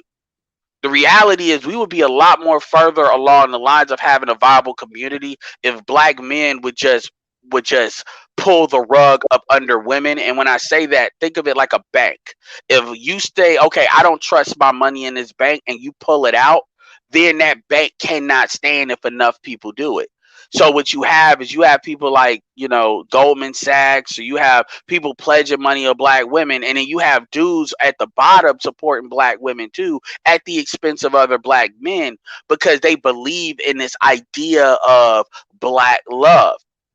And black men are really not pragmatic about it. People will say, well, 50% of black men are childless, only 33% of black men are married. But yeah, as Kevin said, a lot of more black men want to be married. Just because they're not married doesn't mean they're not willing to. And that stepdaddy market proved that a lot of dudes are willing to do that. Now with disease, it's a little bit different, so I can't speak for disease. But as far as the millennials and up, yeah, man, a lot of these dudes, these women don't really want you like that. And me being short, I had to face that very early. So I had to deal with who would deal with me. Now, granted, I'm able to get who I want, so I'm fortunate, but I never got to hide behind this. I never got to hide behind an illusion of, oh, well, you tall, you this, you that. No, women make it very clear if they're into me or if they're not into me. So And I have. I'm glad you said It that. doesn't bother me like it would bother other people. Go ahead. That's at the center of this whole thing with Derrick, as far as black men are concerned in the black manosphere. The argument is that black women really want him. I think that's true to a point. They want him physically, but all that other stuff, they're not interested in all that. That's stuff that Derrick is telling himself. Yeah, no, he is absolutely delusional in that. Derrick Jaxn is an acculturated thought. What is acculturated prostitution, as Juan Will says? It's not direct pay. You put things like taking on a date and all of that in between.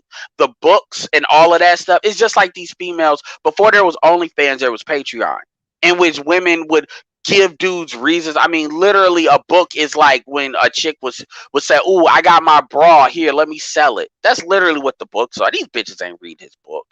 Ask any of them about the book, like what's actually in the damn book. I bet you they can't fucking tell you. I bet you there's more dudes that actually read the words in his book than women do. Honestly, if for nothing else, then to disprove what he's talking about. But see, the problem is dudes are not really. Women trust the fact that dudes are really not. It's too. And I won't say dudes. It's too many dudes that are still romantics. I'm not about you saying to not care about love, but I'm saying to be pragmatic. Be pragmatic on it and stop imposing or imprinting feelings onto a female, because that's how you get played. That's how you wind up like Quavos and dudes like that. You know, you sit there and you think if I do all this crap, pay all this money, then this woman is going to be compliant. No, she's always on the market. She's like Bitcoin. That price, once that price goes high enough and you can't afford it, she's moving on to somebody else. Like, don't. But hey, just like women, some dudes are gonna have to bottom out. So there's that. But yeah, Derrick Jaxn deludes himself in believing that women like him because of anything other than I. And I would say this: how many subscribers do you think? I'm saying something done. How many subscribers do you think Derrick Jaxn would have? Couldn't see what he looked like. Very few. And it was just on his voice. Yeah. Probably less than Jessica X. Yeah. Anyway, I'll leave it at that.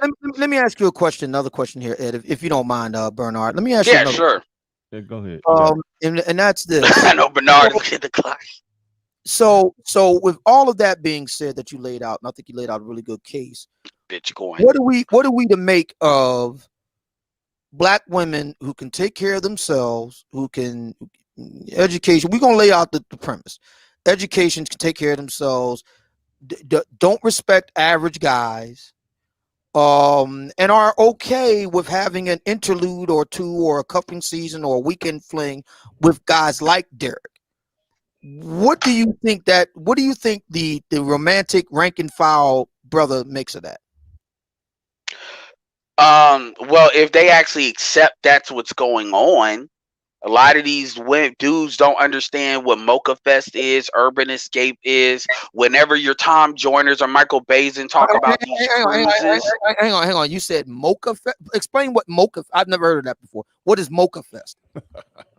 Oh, but they're gonna have Mocha Fest in Greece this year. Mocha Fest is basically a whore. Okay, let me say it in a nice way. What Mocha Fest is it's a party. So what cruise lines will do, this is how they deal with the urban community. Go to Mocha Fest on Instagram. You'll see all of what it's about.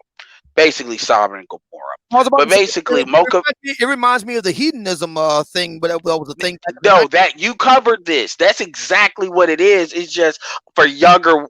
It's for other folks. So basically, it's pretty much you go to Jamaica or go. It's at the end of the cruise. You take a cruise to Mocha Fest, and then they just do a whole it's basically orgy city, pretty much. I mean, they won't sell it as that, but if you go to Mocha Fest on Instagram, you gonna know exactly what it's about. They're gonna have one in Greece actually now.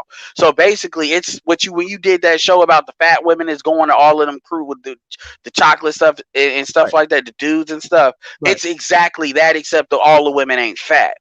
Safari hosted one 2 years ago, and they had him hosted when he had that naked picture come out. So yeah, that's what it's about. It's basically you know, what they try to say we do going overseas to DR is that, except a lot more sophisticated. Urban Escapes is another one. So they have whole and they promote this stuff through a lot of your radio stations on the low. They just don't say that's what it is. But the cruise lines is what they'll try to promote because that's more upward. So my point is, these women, they're taking their girl cruises, the interracial tours. If you're going to Germany, France, or Italy, you know, they are living their best life. And they assume there's going to be a dude waiting for you, which is the average guy, when the average guy gets his weight up. And this is where they run into Kevin, where Kevin's saying, nope, this dude is now above you now. See, and that's where they're getting mad. It's really that dual mating strategy. I won't necessarily go as far as to say they're willing to be alone and die alone for the rest of their lives. But when it comes to their 20s and their early 30s, yes, they don't care. But when it's time for them to get to 35, 36, 37, and if you notice, a lot of Kevin's contentious arguments are women that are 35, 36, 37, and early 40s. It's when they actually expect a man to be there. They expect a man, and a viable man. A man is 6 feet. A man is got money. They actually believe that 6 figures grows on trees. And then they get mad when you tell them that's retarded. Here's the good news. When you look at a lot of non-black women they call in the Kevin show, and some of them do got to get checked, but a lot of them understand that they're an open box, like Kevin said, and they got to get in where they fit in and get the best deal they can get and do it quick before, because they know the stock is sliding. Black women don't have that. And Jason Black said this a long time ago. Jason Black said a lot of black women move through like they have nothing to lose, so they don't really care. They never had anything, so they don't necessarily care about losing anything. Now, that depends on, you know, you dealing with 92s or whatever. But a lot of dudes have to be a lot more ruthless. You have to understand that as a man, you need to know what your value is, and you need to be willing to shop that value around. I'm not saying date out, but you need to be least willing to look at other cultures of black folks, even in the United States. This shit where I'm just gonna, you know, be a superhero nigga to women that don't like you. It's like me. It's like me saying I'm 5'5" and a woman wants 6 feet. I'm just gonna do everything I can to be everything for her. No, it doesn't matter. She wants a 6 foot dude. At some point, you're going to have to accept that and be okay with it. Most of these dudes can't. Nigga, I got to get this game. I got to pay for everything. No, it don't matter. She don't like you. Derrick Jaxn ain't got game. But they like how he looks, period. No, nigga, it's some game in the text messages of how you eat ass or whatever. It's some game you can find. You just can't see it. Well, wait a minute, because Okay. Derrick Jaxn was eating all kind of groceries there. Well, that ain't game. That's, I mean, you the nigga that got game don't do that. I don't do that. I'll be an incel before I do that. Oh, okay. Well, Shit. I mean, I'm telling you where my line. I have lines. I'll leave the culinary. Shit. I'll leave the culinary aspect of it aside for a minute. But yeah, I do agree that Derrick ain't got no game whatsoever. He's got zero. Because well, I say that Obsidian because people be trying to try me because I'm short, so they think, oh well, I'm fat, you're short. No, I'll be by myself, and luckily I don't have to do that. You know, but well, you know, because we're, you know, how does Mr. Fantastic put it with a little federation guys? You know, you're the buttermilk Negro, and I'm the cinnamon toast crunch Negro, and we both know that us shorter stature dudes are the killers of pickup. See, people don't know that. Quiet as it's kept. Oh, shout out to Too Short. To be the shortest dudes. I mean, you have to be. Shout out, like I said, Too Short's a perfect example of that. But another thing that people don't see, this is what people don't get about the select, non-select thing that Ron was talking about. Certain environments and social environments dictate what's select and non-select. Like, I know that if it comes down to it, I can put myself and my economics in another environment that's more attainable to what I need to do. I mean, I first learned that when I'm not going to go to Asia, but I first learned that there where I'm like, well, damn, like I'm actually average. I'm like above average here. So you don't have to. So when people are just in certain cities, even certain cities, let's take the overseas out of it. Even like Philadelphia versus Phoenix, Arizona, completely different like zones. completely different zones, completely different social environments, other environments. But you talk to black men in Phoenix, they act like, oh man, you work because you getting them from California and stuff like that, and cost of living. So it depends on what you want to. But as a man, you have to know what your value is. You have to want to improve it, and you have to be willing to terraform the stuff around you. Stop being subject to the rules that they give you, because people are giving you rules so they can win. And that's where Bernard was pushing back against that dude you was talking about. The stuff he was saying was straight bullshit. Because, oh, well, you need to be Mr. Mom. I'm like, so would you do that? Because all I see is a dude that so what were you doing before you were selling books to bitches? What's your profession? That's what I would ask him. So basically, if you wasn't living off these hoes, you would be one of these niggas. Get the fuck out of here. No. He's on and a lot of that guy. He's on record saying before he just when he was at the early stages of all of this, he was saying he wanted to date up and things like that. He had made a video. So he wanted them niggas. Yeah, he made a video. Them gigolo types. I'm more than a provider. I'm a person. He was saying stuff like that, you know. But yeah, but now he getting his Derrick Jaxn on a little better. Now he, you know, singing a different tune. But yeah. So and the thing is, you don't have to do like the thing is that's how black women are. Non-black women are not like that. And I don't even date non-black women like that. But the truth is, 70% of white women work. This is if you all don't hear, I know I talk a lot, and I know you gotta go. If you don't hear nothing else, I want black men to hear this. ADOS black men. You are 6% of the American population. White women were 33% of the female electorate. My point is, it does not take a lot for black men to get completely absorbed by women. There is way, just like it's way more black women it is men, it is way more non-black women than it is men, and all of them ain't necessarily pairing up with their own. We're not even talking about the Latins. I'm not talking about going overseas. I'm just talking about here. We're not even talking about the Latins. The reality of the situation, if you're a guy that you make 50, 60,000, 70,000 outside, I get California and New York, those expensive places. I get all that. So I'm not talking about the expensive cities. But like in most of America, you are a catch to somebody. Somebody probably that you like, and I am 5'5". It doesn't matter if you're short either. You just control everything else you can control. Stop having this idea. Stop feeling guilty, like, and allowing these people to say, "Oh, what about black love?" They don't believe in it. Don't get me started on the abortion rate. Don't get me started on the lack of marriage rate. Don't get me started on the divorce rate, child support rate. They want who they want. The prison rate, when you look at how many of these women lust over these prison dudes that's doing something for them, you are the more romantics than they are. So when they selling you black love, they are trying to create an environment that makes it so you give more than they're getting. You are 6% of the population. It's musical chairs, motherfucker. And at the end of the fucking day, let they ass stand the fuck up like the goofy lame niggas that be in the on the wall that can't dance because they too goofy. The black women has got some sense, they will be all right. The black women that they know what time it is, they will be all right. You need to do what you need to do. Stop waiting for them to get their mind right and start doing what you need to do for yourself. You only got one life to live. All right, I'm done. I appreciate it. Now I gotta wrap this up. And I see Tank requesting that Silent get on the panel. Yeah, don't do me like that when y'all know I was trying to get out of here at 3 o'clock. Don't do me like that. Shout out to Tank Johnson. Appreciate the super chat. Great Britain in the building. Derek Side Piece said he ate the cat like he had a steady. I can't believe that nigga did that, man. Yeah, I can't believe that nigga did that. Who's the game niggas? He didn't even want no return on the investment. He didn't want her to do him either. But that's neither here nor there. That's neither here nor there. Silent, don't do me like that, Silent. I'm trying to get out of here, man. I'm already late to where I gotta go after here. I gotta go.